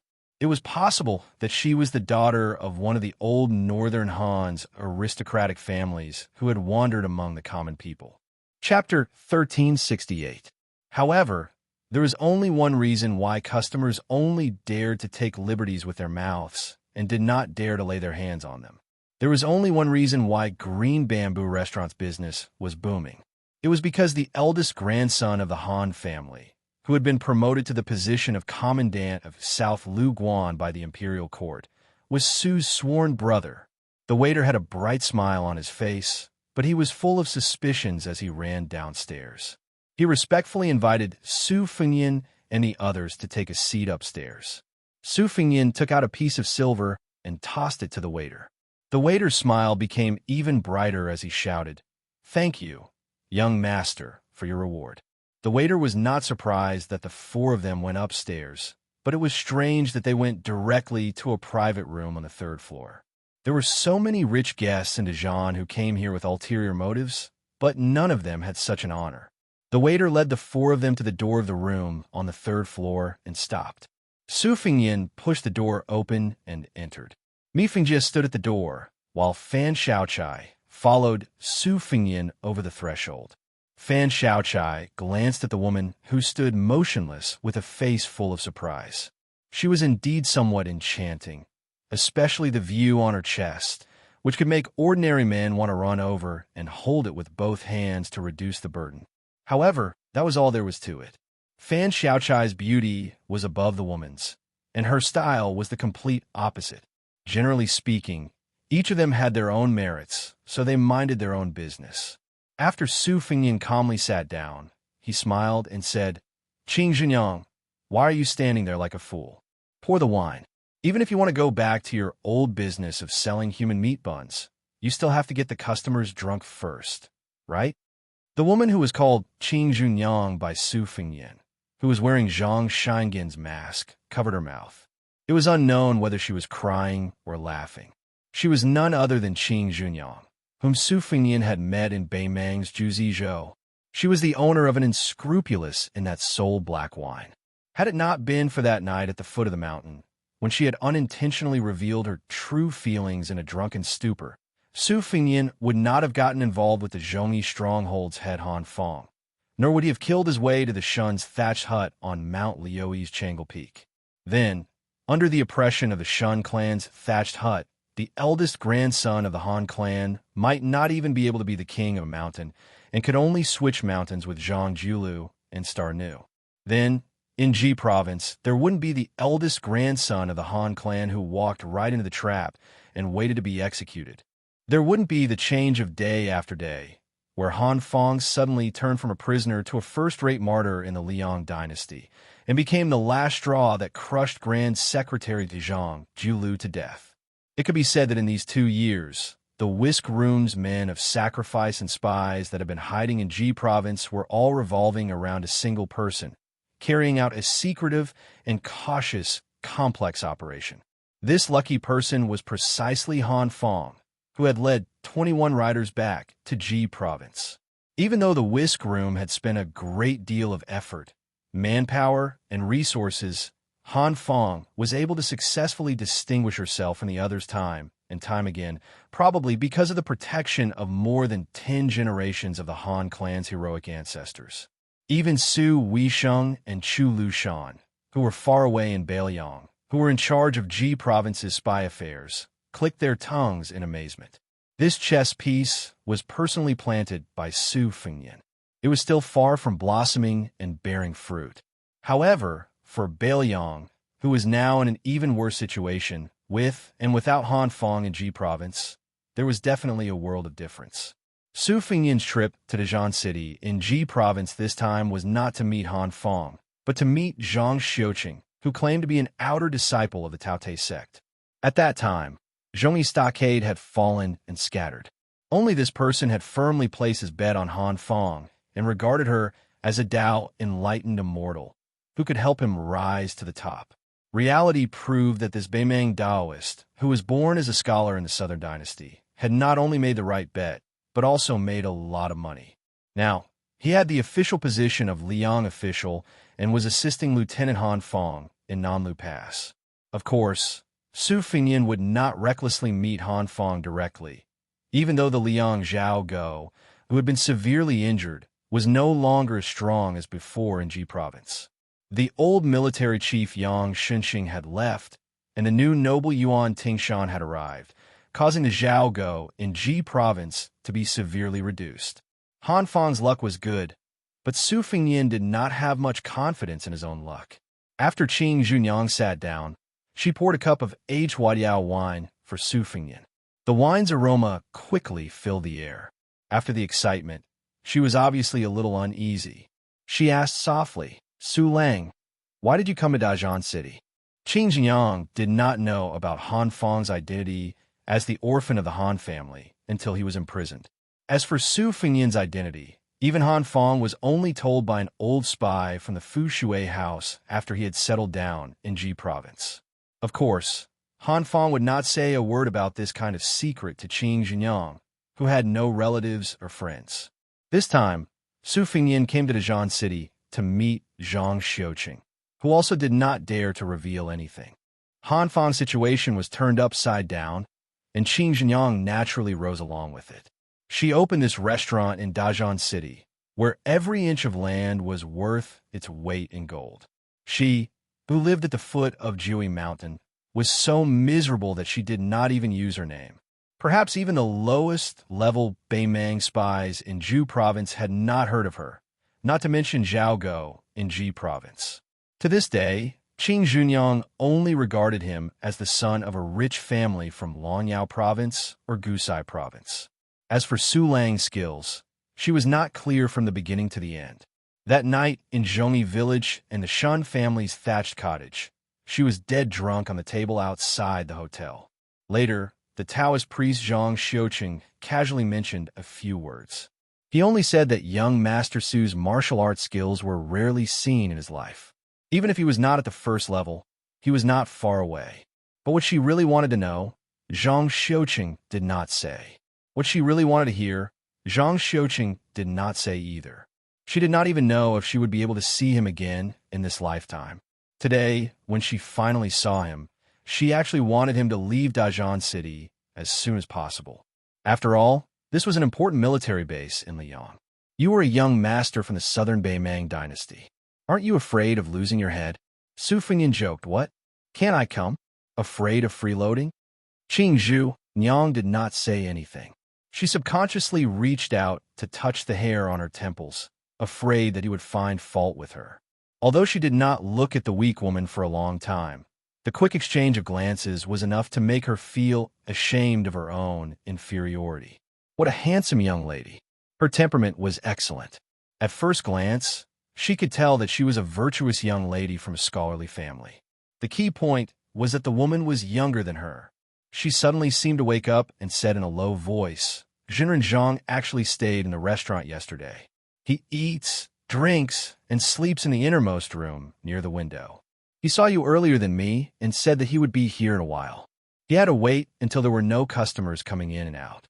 He asked me to pass on a message to you, saying that he hoped that you would be magnanimous enough to forgive him." Su Fengnian grunted in acknowledgement. When they arrived at the Green Bamboo restaurant in Dajian City and were about to meet Zhang Xiuqing, who was now using the pseudonym of Zhang Fuling, Su Fengyan could not help but think of another hidden spy. It was not in Ji province, but outside Tuma Pass, right outside the mouth of the gourd. The reason why he said he was going to meet Yu Luandao and Wei Jingtang in horizontal water city of Ji province was that he wanted to recruit these two spies that he had been operating for several years. Compared to Han Fong in Ji province, the other spy named Song Diao could play a role earlier. At that time, when Su Fengyan followed the Fish Dragon Gang, led by Lu Nerong, to escort them out of Ji province, Song Diao was one of the few forces of horse bandits hired by the deputy chief Xiao Chong. Su Fengyan took a fancy to Song Diao's resolute and ruthless character and asked Song Diao to ask Su Fengyan for money and food. Song Diao did as Su Fengyan had expected. If not for his mediocre martial arts and pitiful background, he actually did not lack anything. If he were in Jiangnan of Liang's Central Plains, it would not be difficult for him to pass the Jinshu exam or become a famous scholar. Therefore, with the support of Captain Gui, who had real power, Song Diao soon became one of the top leaders of horse bandits at the border of Yuzhou. On the surface, he had more than 1,000 strong men under his command. Although this number was not big when compared to the armies of other regions, it might not even be comparable to a paid captain. However, Song Diao was able to roam freely outside Ji province with only 36 horse bandits. The 1,000 horse bandits under his command, who had not been equipped with excellent equipment, were probably equal to the 3,000 cavalrymen of Ji province. If it was said that Northern Mang already had an idea of Yu Luandao's 10,000 cavalrymen and had prepared a backup plan, then Song Diao's 1,000 mounted bandits who came and went like the wind, as well as the Song clan bandits who could suddenly grow stronger, they could stab Northern Mang's eastern army at any time and any place. As for whether they would stab Northern Mang's waist or shoulder, Su Fengyan would personally make the arrangements this time. In addition, when Beimang's cobwebs and Jianghu forces infiltrated Yuzhou, Su Fengyan also took the opportunity to quietly disperse many of his men outside the Great Wall. Just as immortal Chui Wazi of Dao Dissect thought, half of the tide-listening pavilion's eagles and hounds were hidden in the Calabash Fort as a smokescreen. They had already joined forces with Song Diao's horse gang. That day in the steel forest behind Mount Qingliang, Su Fengyan did not refute Mi Chong, who pointed at his nose and scolded him. He only said that he did not do a good job. Perhaps he, the king of Beiliang, did not do a good job, but Su Fengyan must have done more than the outside world imagined. Su Fengyan took a sip of the Huadiao tea that Qing Junyang had just warmed. His smiling face suddenly fell into silence. Chapter 1369. The 15-year-old Huadiao wine had been one of the tributes of Gangnam-do since the first year of Yonghui. It was produced in the Great Feng dynasty and had a unique custom. When a rich family gave birth to a daughter, they would brew a few jars of wine every few days they were born. The wine jars would be painted with colors and buried under old osmanthus trees. When the daughter grew up and married, this wine would be used as a dowry. When the eldest princess of Beiliang was married to Jiangnan, the king of Beiliang, Su Shao, threatened to gather 1,000 jars of Huadiao wine for his daughter's dowry. In a hurry, he only managed to gather 800 jars. Originally, this was not a shameful matter. At that time, people were butchering their daughters. Who dared to gossip? Who didn't know that no matter how fierce Su Shao was, Su Shao would only hear it. If the gossip of his two daughters reached his ears, as long as it wasn't thousands of miles away, even the emperor wouldn't be able to protect him. In the end, it was His Royal Highness who was the first to stop his eldest sister from marrying, who personally led his personal guards and spent an entire day barging into almost all the houses of the rich and powerful in Liangzhou City. Only on the morning of His Royal Highness's wedding day did he finally bring back the last jar of top-quality Huadiao wine with red eyes. Su Fengyan did not speak. Qing Junyang also did not make a sound. Zhang Xiuqing, who was no longer wearing a Taoist robe but casual clothes, gently pushed open the door and entered. He originally wanted to kneel down and pay his respects. Seeing that Qing Junyang was still in the room, he was momentarily in a dilemma.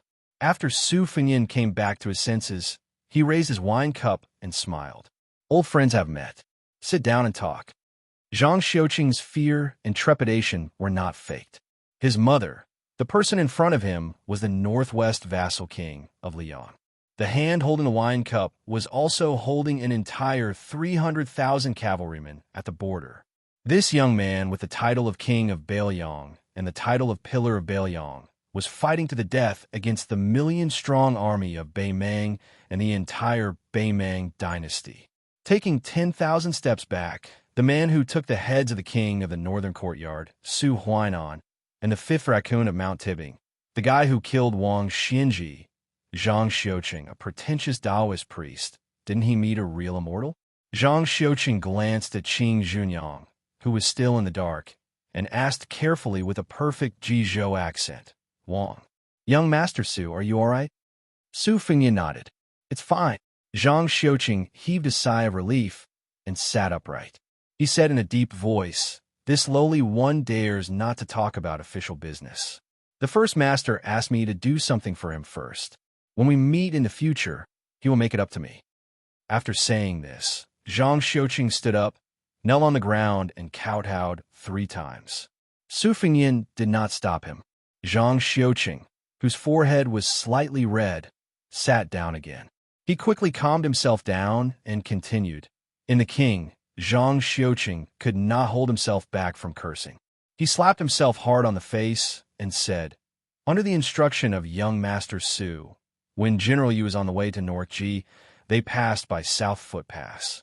The great leader had also led 3,000 soldiers to intercept them, and a fierce fight broke out. As expected, Yuan Tingshan, who only brought a few dozens of retinues with him, showed up after the fight, and the great leader let down his guard against him. On General Yu's journey to the north, he only drew his sword at our Nanlu Pass. The other dozen or so troops had shrunk into a complete mess. It's not that this little one is boasting, but the Northern Liang cavalry is indeed worthy of being called the #1 army in the world. Even though they were separated by River Province, the Jizhou army was still scared to death. Su Fengyan smiled and said, if the backbone of Jizhou, Yang Xinxing, was still here, it might not be like this. Maybe. Zhang Xiuqing only spoke a few words before he felt his throat dry up. He glanced at the wine cup on the table and did not dare to take it. Su Fengyan poured a cup for him. Only then did he lower his head and bend over to take it. He tilted his head slightly and drank it in one gulp. Qing Junyang was dumbfounded. What kind of show was this? What General Yu? What Bailiang cavalry? She had heard of Yang Xinxing before. He was the old man who acted like a tyrant in Jizhou, but immediately became unaccustomed to other places. It was said that he suffered a great defeat at a place called Guangling Road in Liyang. He was a classic example of a man who could not keep his integrity in his old age. She was more familiar with Yuan Tingshan. It cannot be helped. Everyone in Jizhou knew about Master Yuan. He was a legendary figure who had both praise and blame. Those who approved of him worshipped him to the point of prostrating themselves before him, praising him to the skies. Those who did not approve of him gritted their teeth and scolded him for being a mad dog who had once been beaten by the king of Bailiang. He did not rely on riding a horse to kill enemies, but relied on riding a woman to achieve his current status. Zhang Xiuqing was about to speak when someone knocked on the door. Zhang Xiuqing stood up like a bird startled by the twang of a bow, startling Qing Junyang. Su Fengyan put down his hand and signaled for Zhang Xiuqing to calm down. He said calmly, come in. After me, Fengjie entered the room. The old man glanced at Fan Xiaochai with extreme annoyance and said softly, that Ruan guy came to find us. Su Fengyan smiled and said, should I say that this guy is haunting us, or is he infatuated? It turned out that after the 4 of them had entered the border of Ji province, they had inadvertently encountered a group of 40 men who were escorting a descendant of an aristocratic family. The arrangement of the group was not inferior to that of Ji province's elite cavalry. That fellow had only glanced at Fan Xiaochai, who was riding past him, and his soul had followed Fan Xiaochai's horse. He didn't care about anything else and immediately turned his horse around, desperately trying to catch up with Su Fengyan's group. As it turned out, when a young man named Ruan Gang was young, he met Fan Xiaochai into Zhan City. At that time, he was shocked. After Fan Xiaochai left, this infatuated man used the excuse of traveling to study and had not taken a wife for many years. In the end, he felt that their reunion was God's will. Fan Xiaochai said that she did not know this Ruan Gang and had never stopped into Zhan City. At that time, Ruan Gang looked at Su Fengyan with hidden bitterness and thought that Fan Xiaochai had married and become someone else's wife. What was interesting was that Ruan Gang did not try to bully others. He only begged Su Fengyan to help him and Fan Xiaochai reconcile. In the end, this son of the deputy general of Jizhou even got off his horse and knelt on the road with tears and snot all over his face. Fortunately, he did not see Fan Xiaochai's ferocious expression on the horse's back. At that time, the third great master of the Fu Shui chamber really wanted to cut him into pieces. Fan Xiaochai looked at Su Fengyan and said expressionlessly, "I will find a chance to kill him. Don't worry, it will be done without anyone knowing." Su Fengyan shook his head and smiled. "You women can have a man who cares about you so much. Even if you are not together, you can't hurt him too much. After all, there are not many good men like him in this world." Fan Xiaochai still kept a straight face and asked, "Why don't I put him in the side room of the Fu Shui chamber? He is the son of the deputy general of Jizhou, after all.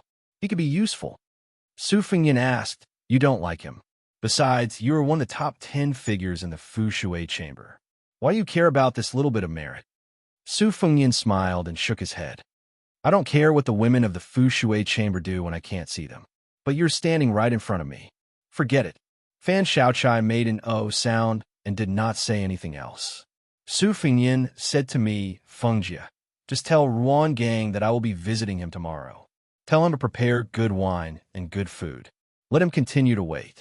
Having a thought in his heart, even if it is for the rest of his life, is probably better than having a dead heart." No one in the room said anything. Zhang Xiuqing did not dare, Mi Fengjie did not care, and Fan Xiaochai closed her eyes to rest. Only Qing Junyang said softly, "It is like this." Su Fengyan suddenly thought of one of the Bailiang's chess pieces, the guest of the prince's mansion, Xu Xiu, who wore the godly face.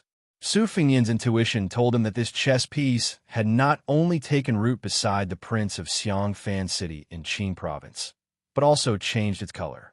His master, Li Yishan, had always regarded Go as a small Dao. Most importantly, he believed that Go was divided into black and white, and it would always be black and white. But the human heart was the most changeable. How could it be divided into black and white? Even if they were thousands of li away from the Bailiang, even if the Bailiang cavalry could not take care of themselves, to kill Xu Xiu, who could not see the light of day on the Qing province stage, in one night, Fu Shui chamber could still pay a price. But this was meaningless. The owner of the godly face, who had gone to Bei Mang's hidden chess piece, had finally begun to make waves. As for Chen Xiaobao, Chen Wang, who lived high up in Tian City, and Wang Lifting, who was a close friend of Lingzhou's golden thread weaving company, Sun Yin, Su Fengyan did not treat them as chess pieces that had to listen to Bailiang's orders. He just wanted to let nature take its course. Su Fengyan was more looking forward to Chao Wei. Under the cover of Yuan Dao and nearly 10,000 Bailiang cavalry, Chao Wei's more elite cavalry might really be able to become a surprise force that could make the final decision. Of course, this was on the premise that Bailiang's third front could grit its teeth and resist the invasion of Bei Mang's cavalry to the south. Su Fengyan picked up his wine cup and walked to the window. He looked at the endless stream of people on the busy street and drank a mouthful of Huadiao wine. "Your peace order is in Bei Mang's imperial palace. Using hundreds of large satin pieces to piece together the picturesque mountains and rivers of two dynasties, you want to buy peace for that old woman with black and white. This technical work should be rewarded. But this reward is my Bailiang's 300,000 cavalry. It depends on whether or not your Bei Mang can eat it. Be careful not to burn your intestines." Chapter 1370. There's one more chapter before 12 o'clock. The four horsemen who did not stir up any trouble were like a drop of water thrown into a ravine. They could not stir up anything. After Su Fengyan and Zhang Xiuqing finished their discussion, They quickly left the restaurant. Qing Junyang only said one sentence when she saw them off. She said that the last time they parted, he gave her a sentence, and this time she returned it to him. Su Fengnian smiled and accepted it. Zhang Xiuqing returned to the window of the private room and watched the four horsemen leave on the street. He did not turn around. The woman was slowly tidying up the wine jug and wine cups on the table, as well as the exquisite plates with side dishes. Zhang Xiuqing asked curiously, Qing Junyang, what was that sentence? Can you say it? Qing Junyang smiled gracefully. Why can't I say it? Last time he told me to live well. There's no greater reason than this in the world. Zhang Xiuqing sighed. The world is going to be chaotic. Qing Junyang asked softly, who is he? If you can't say it, don't say it. Zhang Xiuqing turned around and was a little confused. I really can't say it. But I talked to him for so long. Qing Junyang, can't you guess? Qing Junyang's cheeks were slightly red. I don't know what I was thinking at that time. Anyway, I feel like I can't remember anything now. Zhang Xiuqing was stunned for a moment and held back his laughter. Just think of him as Su Lang. Anyway, his real identity will be revealed one day. When that time comes, even if you escape back to Beimeng and close your ears, it will be useless. From the details of how he treated the servant girl, I can see that he is not a good person, but he can't be bad. Qing Junyang rolled her eyes at this Taoist priest who always liked to laugh at himself and only knew how to subdue demons in old books. She said softly, he is bad. Zhang Xiuqing did not know the inside story and was not willing to get involved in this matter, so as to avoid being in a difficult position. Oh right, after the Shenzhou continent sank in the eyes of scholars of the spring and autumn period, some scholar who did not accumulate virtue with his mouth said a derogatory sentence that spread far and wide. It said, Su Xiao is not a person when he looks at himself in the mirror. After Zhang Xiuqing settled down in Jizhou, he did not understand at first. Later, he found out that they were scolding the old Prince Liang for killing too many people, and that he was a malicious spirit who had intruded into the world of the living. As for others, such as, when the great general walks, one is high while the other is low, this was simple and clear. It was insinuating that Su Xiao was a cripple, and if the upper beam is not straight, the lower beam will be crooked. This was once used to mock the hunchback butcher and his eldest son, Su Fengnian, for being hedonistic and unscrupulous. However, with the rise of Su Fengnian's reputation, very few people brought it up. Zhang Xiuqing sighed. It was a pity that he would not be able to take a look at the great general who had achieved great merits and had met a good end. Putting away these useless thoughts, Zhang Xiuqing looked at the sky outside the window. It was time for him to leave the city. The first master was still waiting for him, with his own news. Zhang Xiuqing suddenly returned to his seat and asked Qing Junyang to put back the cup, chopsticks, and dishes. He poured himself a cup of wine and drank slowly. She leaned against the window and quietly watched the bustling streets of the foreign city. After Su Fengnian's group of four passed through the Wild Goose Stop Pass north of Dijon City, they abandoned their horses and traveled on foot to avoid any unexpected problems. They quickly traveled north on the mountain roads where woodcutters and hunters rarely went. Both Mi Fengjie and Fan Shaochai had a whole new level of respect for the child. It was not strange for him to have such a high level of comprehension at such a young age, but it was completely inexplicable that his internal energy was so strong. Of course, they would never have guessed that the shepherd boy, Yulong, had inherited half of Wang Xianji's legacy.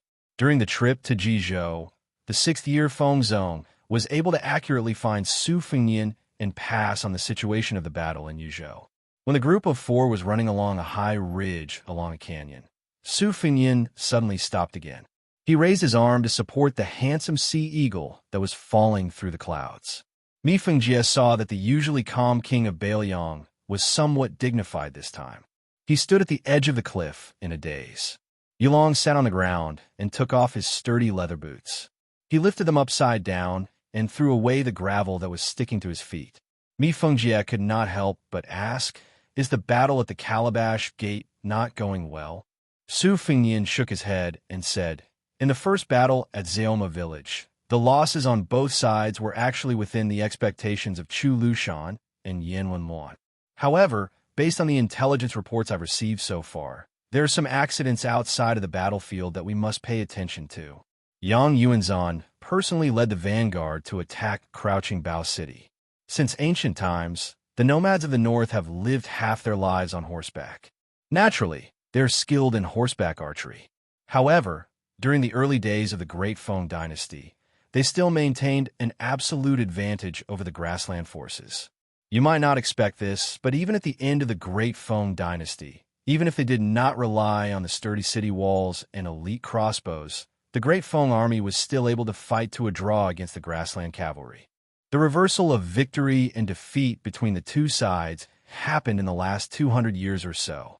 Countless border trade with smuggled goods for huge profits, in addition to the countless raids down south in the last 200 years, allowed the northern grassland to have a considerable number of craftsmen and ironware. The scholars of the spring and autumn period, Xianxia, rushed north and brought Beimang a rich population, a profound culture of the Central Plains, and a subtle influence on the concept of war. Dongzhua's private army attaches importance to infantry, siege, and auxiliary soldiers. This is one of the obvious changes. Su Fengnian squatted down and picked up a handful of yellow dirt. Gently holding it in his hand, he said, Beimang claims to have invested 300,000 soldiers on the Eastern Front. If we were to go back 30 or 40 years, when we were in the early days of the 9 kingdoms of the Central Plains, we would definitely take it for granted that the 300,000 soldiers were, at most, 100,000 soldiers. Even if we added in the laborers who transported the provisions and the auxiliary soldiers who were responsible for the maintenance of the equipment, it would still not reach 300,000. Su Xiao might not be the first person to resist this kind of bad habit of bolstering one's courage before the battle, but Su Xiao was definitely the military general who resisted it the most resolutely and thoroughly. Ever since he attacked the various Liang bandit towns to set up separatist forces, he said that he had 5,000 troops and horses. Later on, he even became a huge joke. When the Northern Han battle had just begun, the Northern Han frontline general heard a spy report that Su Xiao had brought 20,000 soldiers with him.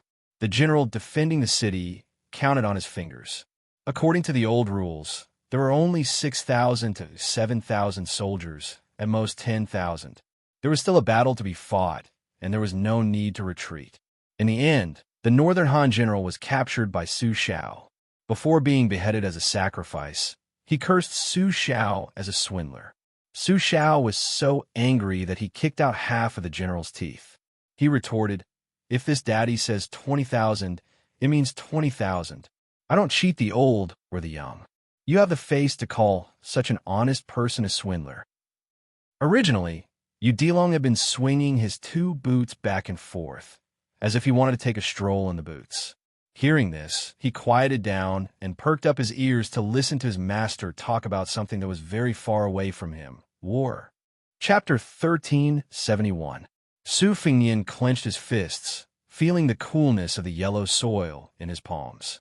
He sighed, putting aside Beimang's central line and Liuzhou's western line. The eastern line of Yuzhou has more than 200,000 fighters. The remaining 100,000 auxiliary soldiers are actually no different from fighters. Beimang rides more and walks less. Dongzhua has set a rule that during this campaign, the fighters are not allowed to set up tents along the way. When they dismount, they sleep. When they open their eyes, they get on their horses and fight. The reason why there are 100,000 auxiliary soldiers is more to deal with the strongholds at the mouth of the gorge. When Yang Yuanzhan dealt with the Zoma stronghold, he assigned the auxiliary soldiers to attack the strongholds. Most of the commanders of these auxiliary soldiers have fathers who were Chunqiu survivors or were actually Chunqiu survivors in their 40s or 50s. As for Yang Yuanzhan's personal army and Hong Jingyan's ruined cavalry, these main forces bypassed the strongholds and rode straight down, striving to reach Crouching Bao City as quickly as possible. By the time the main forces reach the city and the siege weapons arrive, the rear lines will have been more or less cleared. The conscripted peasants in Longyao province, who are responsible for the supply of food, will be able to continue their journey south. Therefore, in this battle, Beimeng and Dongjua are fighting very central plains. Fan Xiaochai said coldly. In that case, the strongholds north of Crouching Bao City are clearly doomed. Why didn't Yu Zhou just line up Crouching Bao City, Wanna City, and Xiaowang City at the northernmost part of the mouth of the gourd? Wouldn't that stop Beimeng's army outside the pass? They wouldn't have to worry about Beimeng's cavalry slowly encroaching on the strongholds. In the end, you Beiliang don't care about the lives of your soldiers just because you want to be the best in the world. Mi Fengjie looked at this woman as if she was an idiot. For the first time, a smile appeared on his withered face. Of course, this smile had nothing to do with good intentions. This was not to say that Mi Fengjie had grasped the loophole in Fan Xiaochai's words. The master of the profound sword cave's thinking was extremely simple. He was a Beiliang general who had soaked in blood on the battlefield and laid in piles of corpses. How could a veteran like Yin Wenluan, who had proven his talent in war during the Spring and Autumn War, be a fool fishing for fame?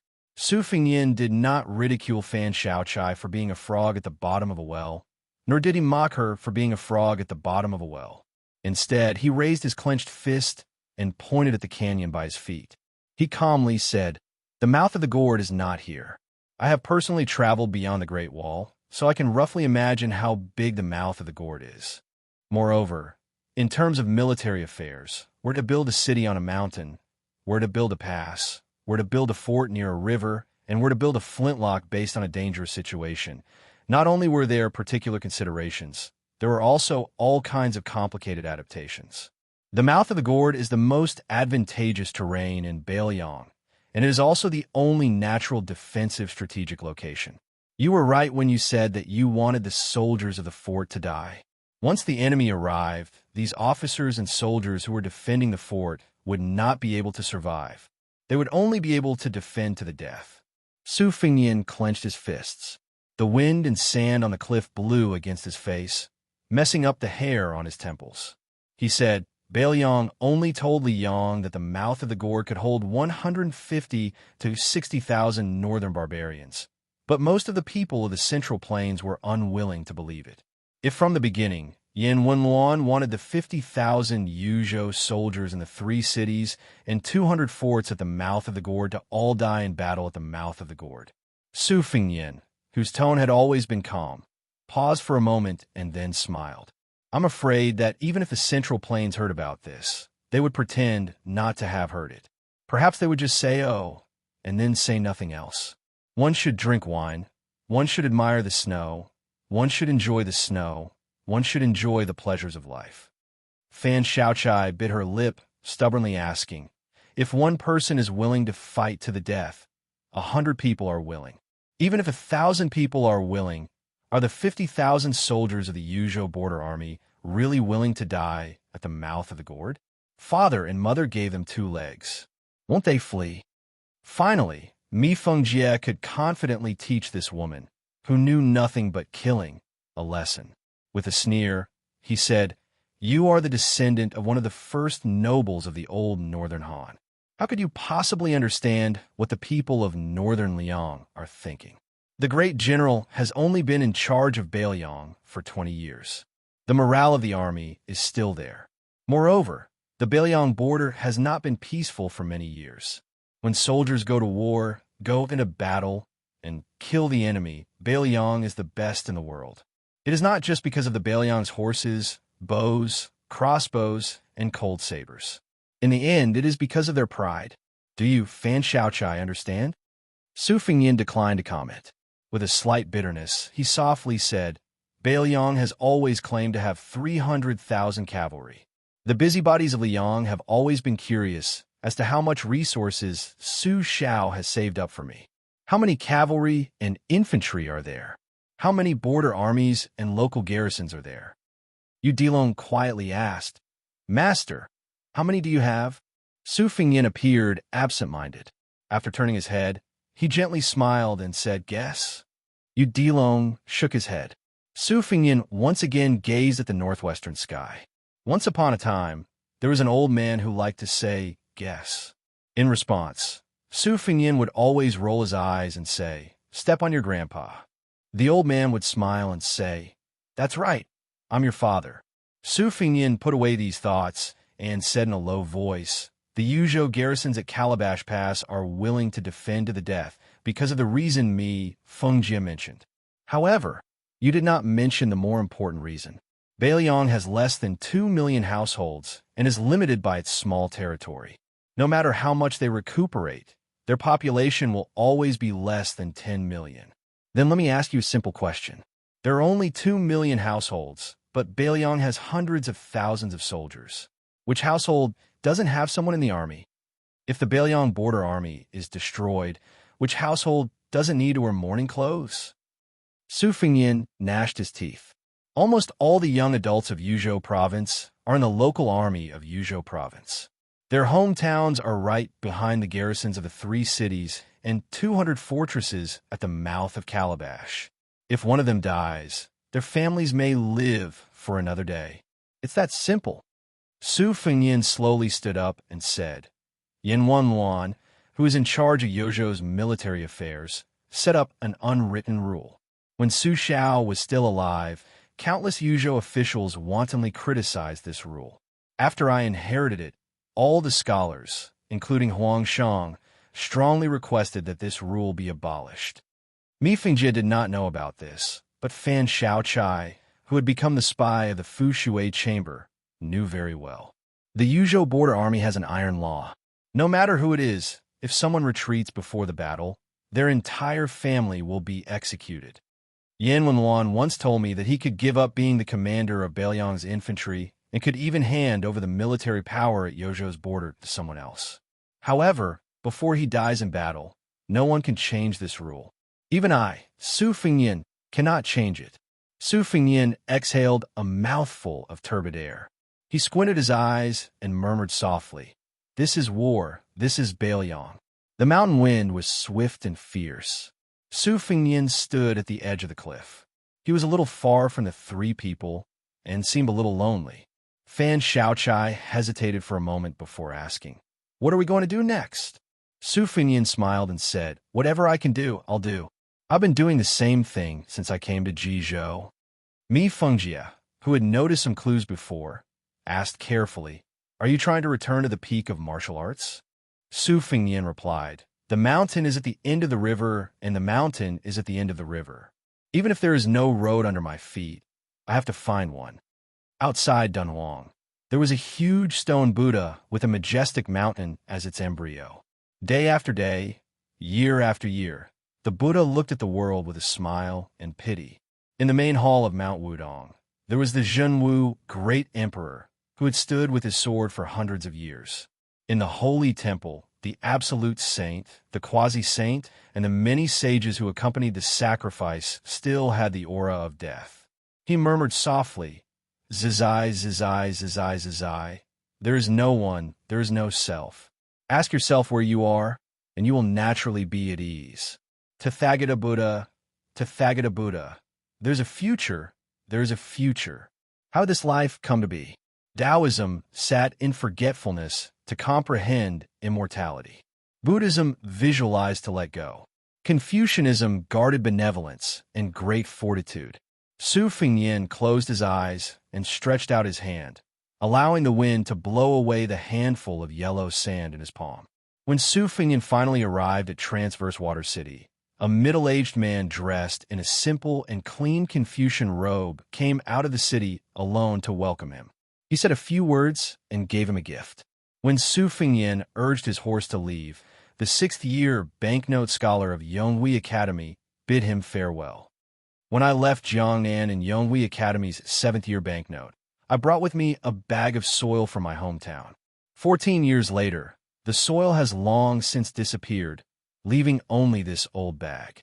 I sincerely ask that after I die, when the hooves of Beiliang can one day step on the hinterland of Beimang, please take a handful of soil from Beimang and offer it as a sacrifice to Wei Jingtang." Chapter 1372. In the north of Jetlu Commandery in Yuzhou, after hundreds or thousands of years of erosion by flowing water, the ground was fragmented and crisscrossed with gullies of different sizes. A dark-skinned young swordsman with a short stature was standing on a flat-roofed gully with a broad view.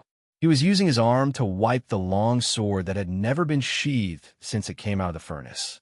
The name of the sword was sheathless. Bei Meng had a good saber and a nameless sword, and Bei Meng had no swordsman in Jianghu. These were all recognized by Bei Meng Liang. Although Jianghu Liang was one of the few grandmasters of swordsmanship in the world, and the calm disturbance was a famous weapon on the list of swordsmanship, Liang Jianghu still thought that Bei Meng had no swordsmanship, and even said that Bei Meng would still have no swordsmanship in another 100 years. He was much more indifferent to this kind of thing than Jianghu Liang, whose name was specially changed to imply that Bei Meng's swordsmanship was the combination of green and yellow. For him, practicing his own sword was more important than anything else. Besides, practicing swordsmanship was just practicing swordsmanship. As for the title of Earth Immortal, or the #1 in the world, he didn't need to think too much about it.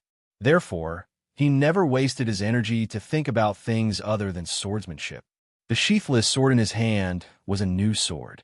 It had no history or inheritance. The materials used to forge it and the craftsmanship of the swordsmith were not too bad. However, compared to those famous swords with interesting names on the list, it was definitely a far cry. There was a difference of at least 8,000 miles between them. However, the man who led him on the path of swordsmanship, who was unwilling to admit that he was his master, helped him pay for the casting of the sword before he left, and said a lot of long-winded last words to him. He was like a dying man who just couldn't swallow his last breath and stayed up for a few days and nights. No matter how filial the younger generation was, he wouldn't be able to stand it. A sword is fine as long as it fits the hand. Once it fits the hand, it will be satisfactory. A swordsman who changes his sword back and forth will not be able to practice good swordsmanship. Of course, you might ask if a broken sword can't be replaced. Wrong. You don't believe me? You see, Liang Lichungang only has a wooden horse ox. He can even open the gate of heaven with his sword. Is it wrong to learn from him? That can't be right. Although I don't practice swordsmanship, I feel that when a swordsman chooses a sword, it's like a man looking for a wife. Love at first sight is the most important thing. Hurry up and take a few more glances at the sword in your hand. I spent a few dozen taels of silver on it. You poor brat, do you dare to not fall in love at first sight? If you have the ability, try shaking your head and see if I don't break your arms and legs. If you don't even have this bit of eyesight, how can you still practice the sword? I've wasted a few dozen taels of silver. From your expression, it seems that you don't want me to leave? Huh? Are you nodding or shaking your head? Damn it. If you don't want me to leave, can't you at least bring some money with you? A few copper coins will do. Oh, so you want to ask me for a few sword manuals, but you're too embarrassed to ask? To tell you the truth, no? Brat, I'll leave you with one last sentence. Remember, don't think that just because I didn't take your money, you can ignore it. Practicing martial arts, whether it's practicing the sword or practicing the sword, these two words can break all logic. Ridiculous. You don't understand, do you? These two words are enough for you to ponder over for 10 years. Who told you to have such poor comprehension? It's worse than when I was young. Otherwise, I would have taken you in as my disciple long ago. Since your comprehension is poor, don't blame me for being stingy. If you want to blame someone, blame your parents. That's all I have to say. Since I can't find a wife in Bei Meng, then I'll find one in Liang. Let's not meet again in the future. I'm afraid that when the time comes, my heart will ache for the sword money, and I'll regret helping you pay the bill today. At that time, the swordsmith beside him was so angry that his face turned ashen. Let's not talk about the little pauper, but this big pauper is really your mother. It's fine if you say that 11 taels of silver is a few dozen taels, but you want to round it up and only pay 10 taels? This kind of person, you're bragging so much in my sword shop, and you're even misleading people and teaching them ridiculous. You're the most ridiculous person in the world. Then, the bad-tempered swordsmith finally couldn't take it anymore and scolded him on the spot. It'd be strange if you could find a wife in Bei Meng. Hurry up and go to Liang to harm other girls. Then you'll be thanking the heavens and earth.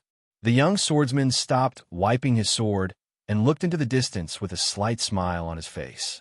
If that unknown swordsmith back then knew of that guy's identity, he probably wouldn't have dared to scold him like that, even if he was beaten to death. Now, after Taoba Bodhisattva became the #1 in Beimang, he was still thought to be no match for Wang Xinji. No matter how much Taoba Bodhisattva's cultivation improved over the years, he couldn't change this fact. However, the previous #1 in Beimang, before Taoba Bodhisattva, mysteriously disappeared. Everyone in Beimang believed that he could definitely fight Wang Xinji to the death. This genius, who was hailed as the one in 1,000 years in the grasslands, was Huyin Daguan. He was a sect by himself. And this swordsman who couldn't become Huyin Daguan's disciple was Tai Mu Dai. His ancestors were once the highest flying eagles in the grasslands. They even soared freely in the skies of the Central Plains. Tai Mu Dai wasn't someone who would reminisce about the past. He had a feeling that he most likely wouldn't be able to return to the grasslands this time. He didn't feel much about the dynasty of Beimang. Most people in the grasslands were like that. A tent was a home, and a surname was a tribe. The reason why he got involved in this mess was because the Beimang royal court used his tribe to threaten him. At that time, the 10 of them joined forces to kill that Beiliang general with the surname Yan. Tai Chi, and Ko Ku died first. Tibing Shan was abandoned by that little idea and died at a certain pass. Later, the 7 of them fell into a deadlock again. Ahema, who always complained about not being able to drink, died laughing. Later, they almost succeeded in escaping danger under the lead of the Great Yu House. Unfortunately, they were discovered by a group of people who were said to be Qi cultivators. 2 of the Beimang experts who had been famous for a long time died. Tai Mu Dai didn't even know their names. He only remembered that they both used sabers. One of them even helped him block a spear from the Beiliang expert. Now, only he, Tai Mu Dai, the Great Yu House teacher, the princess who always covered half of her face, and the gloomy old woman who had lost the flowers on her temples. This should have been a great situation of a group of people ganging up on one person. Why did they lose so badly? The Great Yu House teacher said many things while escaping, but Tai Mu Dai forgot all about it. He only knew that they tried countless methods. At first, they scattered in all directions. Later, they tried their best to surround and attack. Later, they tried all kinds of ambushes and interceptions. In the end, it was all useless. From beginning to end, the Beiliang man, who was so strong that even Tai Mu Dai felt fear, used one method to hunt them down. Whoever stood in the northernmost position, he would target and kill them. He didn't seem to be in a hurry at all. He only used one spear. Before that, his opponent could use all their strength. If someone stood in the northernmost position, he wouldn't hesitate to change his target. Generally speaking, martial arts masters who had reached the level of these 10 people had extremely strong stamina and legs. If they were determined to escape, it wouldn't be easy for them to kill an enemy of the same level, even if they were more skilled. They would need to fight for a long time. But the problem was that the guy who only used an ordinary spear only needed one spear to kill. This was more fatal than anything else. Before he used his spear, he would rely on his strong body to wear them down. He would either dodge or meet force with force when he couldn't dodge in time. It was precisely because he had personally experienced how terrifying this person was that Tai Mu Dai understood why he often heard people say that there were only 2 kinds of experts in the world. One was Wang Xinji, and the other was all the martial artists led by Taoba Bodhisattva. Tai Mu Dai grinned. That man who said he was going to Liang to find a wife. In the current world, Taoba Bodhisattva and the king of Beiliang could be considered one kind of martial artists. Everyone else, including Tai Mu Dai, was another kind. A middle-aged man whose clothes were stained with blood squatted by the young swordsman's feet. He grabbed a handful of soil and put it in his mouth. He slowly chewed and smiled. What happy things are you thinking about? Out of us 4 stray dogs, only you can smile, and it's so easy. Tai Mu Dai smiled. I'm thinking about a man. The scholarly man who was eating soil joked. Tai Mu Dai, your words have a deep meaning. I really didn't see it before. Tai Mu Dai chuckled. The man who had fallen into disrepair also seemed to be in a leisurely mood. He said sarcastically, In spring, the earth's energy flows and the earth awakens. The yellow cotton soil in my mouth belongs to the children of the earth. They're still young. The one I tasted a few days ago is already old. Although he wasn't interested, Taimu Dai still listened attentively. The man looked around and smiled warmly. He whispered mysteriously, "Since you're standing here, then you have a chance to live. It'll be difficult for the three of us."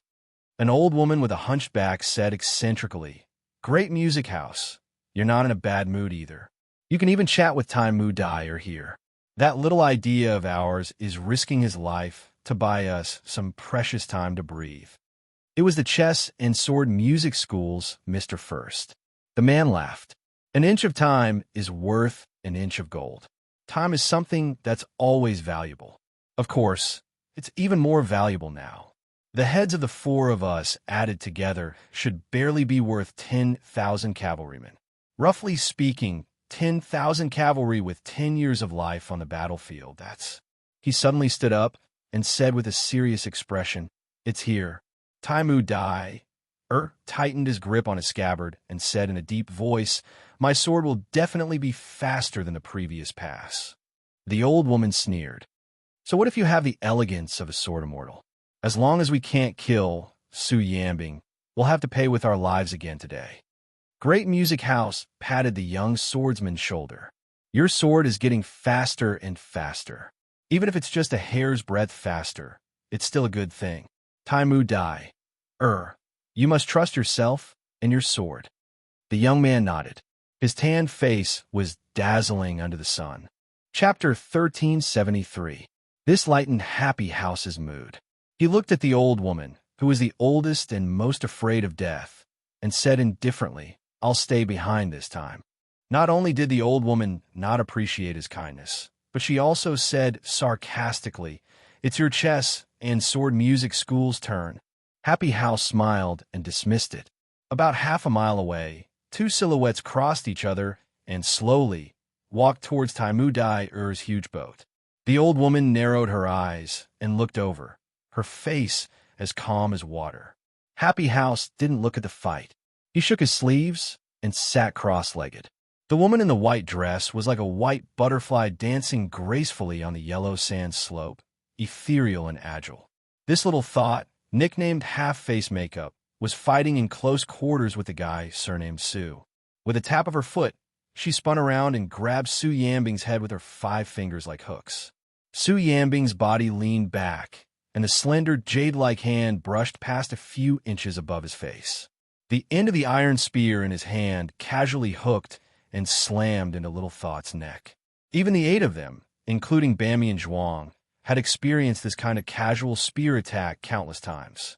Because it did not contain a lot of chi, even if they were hit, they would not be seriously injured. However, at Phoenix Rising Pass, Wuxia was angered because of this. After being hit 8 times, the ruthless peak Master T Bing was so angry that his lungs were about to explode from anger. He no longer prepared to escape at any time, and instead used the most powerful punch he had ever used in his life. He did not hold back and looked death in the face. In the end, Su Yambing seized the opportunity and pierced through Wuxia's fist, arm, and shoulder. Little Thought tilted her body and quickly rushed forward, dodging the iron spear. If someone were to watch the fight from the side, it would look like she was carrying the spear on her shoulder. Little Thought instantly arrived in front of Su Yambing, who had just stood up. Her 4 fingers formed a sharp knife and ruthlessly stabbed towards Su Yambing's heart. Su Yambing's wrist shook slightly, and the shaft of the spear lightly knocked against her shoulder, pushing her away. The white-clothed woman's feet slid on the yellow sand, leaving behind a trail of blood at the corner of her mouth. Su Yambing held the iron spear in his hand, his face expressionless. He did not pay any attention to Little Thought, whose eyes were as sharp as knives. Instead, he looked at the big turtle that was separated by 2 deep trenches. After acting for so long, it was time for him to take the stage. Sure enough, Little Thought leaped and fell into the ravine. Before Little Thought jumped off the cliff, he sat on the ground like a private teacher who was about to teach a lesson. He smiled gently and said, Heaven and earth have no words, the wind sings. There's a lot of sand in the desert, but if there were only strong winds blowing in the sky, without a single speck of yellow sand, it would be illogical. On the plateau, where Su Yanbing was standing, he could only hear the whistling of the wind, but there was no sand at all. Lu Fu sat down cross-legged and closed his eyes to concentrate. In an instant, blood flowed out from his 7 orifices, but his face remained serene. He said in a clear voice, "War in the south of the city, death in the north of the country. For my sake, I call the crow, and for the guest hero." At the end of his speech, a figure rose slowly. Another Lu Fu stood up, like thousands of rays of light converging to form a shape. He took a step forward, directly passing through his sitting self. His sleeves fluttered, and his steps became bigger and bigger. He approached the edge of the big turtle and turned into a long rainbow, rushing towards Su Yanbing. The sitting Mr. First Face was covered in blood, and the green robe on his knees dripped with blood. He said in a hoarse voice, "Life is short, plants and trees are short, and all will return to the earth in peace." Another Lu Fu stood up, but his figure was not as elegant as the previous one. He staggered, but his speed was extremely fast. He also rushed towards Su Yanbing. Sword immortals flew on their swords, traveling north in the morning and crossing the horizon in the evening. However, the immortals' astral travel was even faster. The 2 Lu Fu's astral travel came one after another. The former stopped behind Su Yanbing, while the latter came in front of Su Yanbing.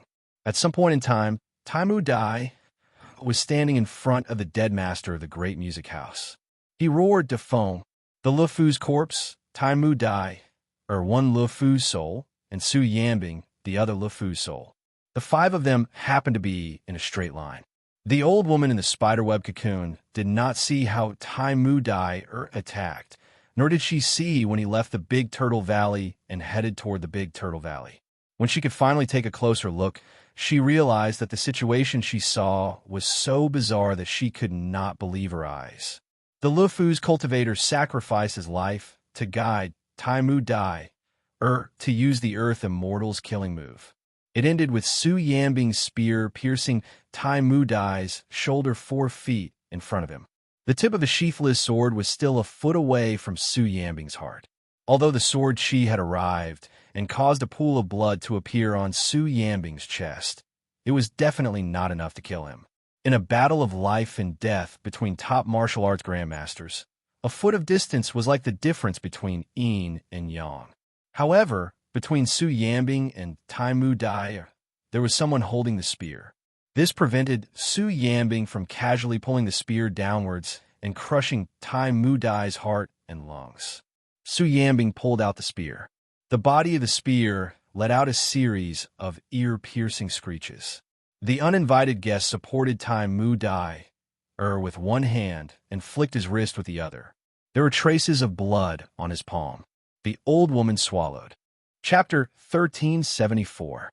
As a senior on the level of Spiderweb's ancestor, she recognized this person. Huyan Dagwan. Other than Tooba Bodhisattva, there was no one else who could make Su Yanbing's spear return at full power.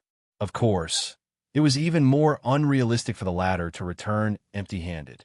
Huyan Dagwan laughed. "You finally made it in time. Su Yanbing, if you don't kill Taimu Dai, I will make trouble for Su Fengyan. How about it?" Su Yanbing's expression was cold.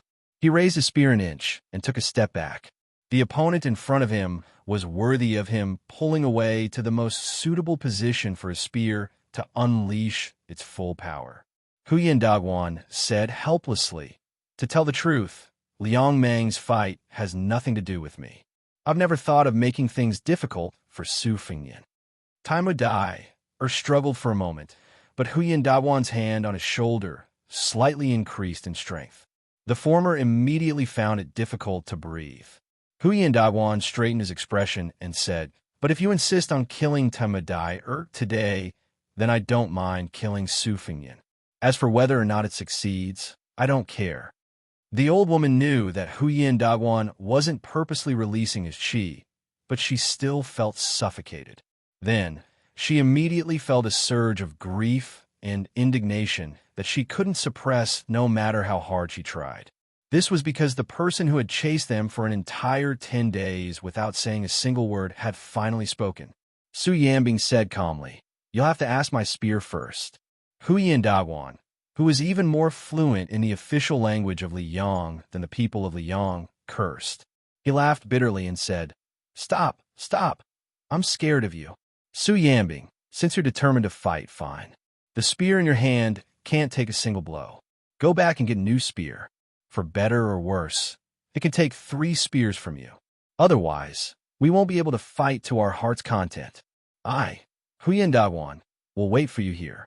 Time of day or that whatever, and that old woman who likes to stick a red flower in her mouth.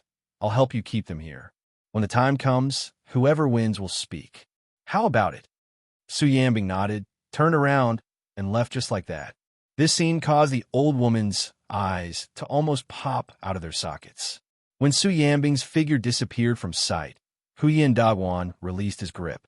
Time of whose face was covered in tears, turned to look at the large banner where Mr. Yu sat. The scabbard slipped out of his hand. Huyin Dagwan calmly said, "Pick it up." Tai Mu Dui seemed to be out his wits and did not hear what Huyin Dagwan was saying. Huyin Dagwan was too lazy to waste any more words. He slapped Tai Mu several zhang away from the Great Joy House's corpse. Then he kicked the abandoned sword over. Little thought, half of her face, covered by a white veil, came to Huyin Dagwan with a complicated expression. Huyin Dagwan sighed. 800 years ago, was it important who we were? It was not strange that Luo Yang could not let go. She was Qin Empresses. She had even let go of this so-called Emperor Qin's shadow. So what were you? You were just a woman of the imperial family whose country was destroyed by the Great Qin army. This kind of grudge has caused so many conflicts in the various dynasties and dynasties of the Central Plains over the past 800 years, let alone some princess of a small country. It's meaningless.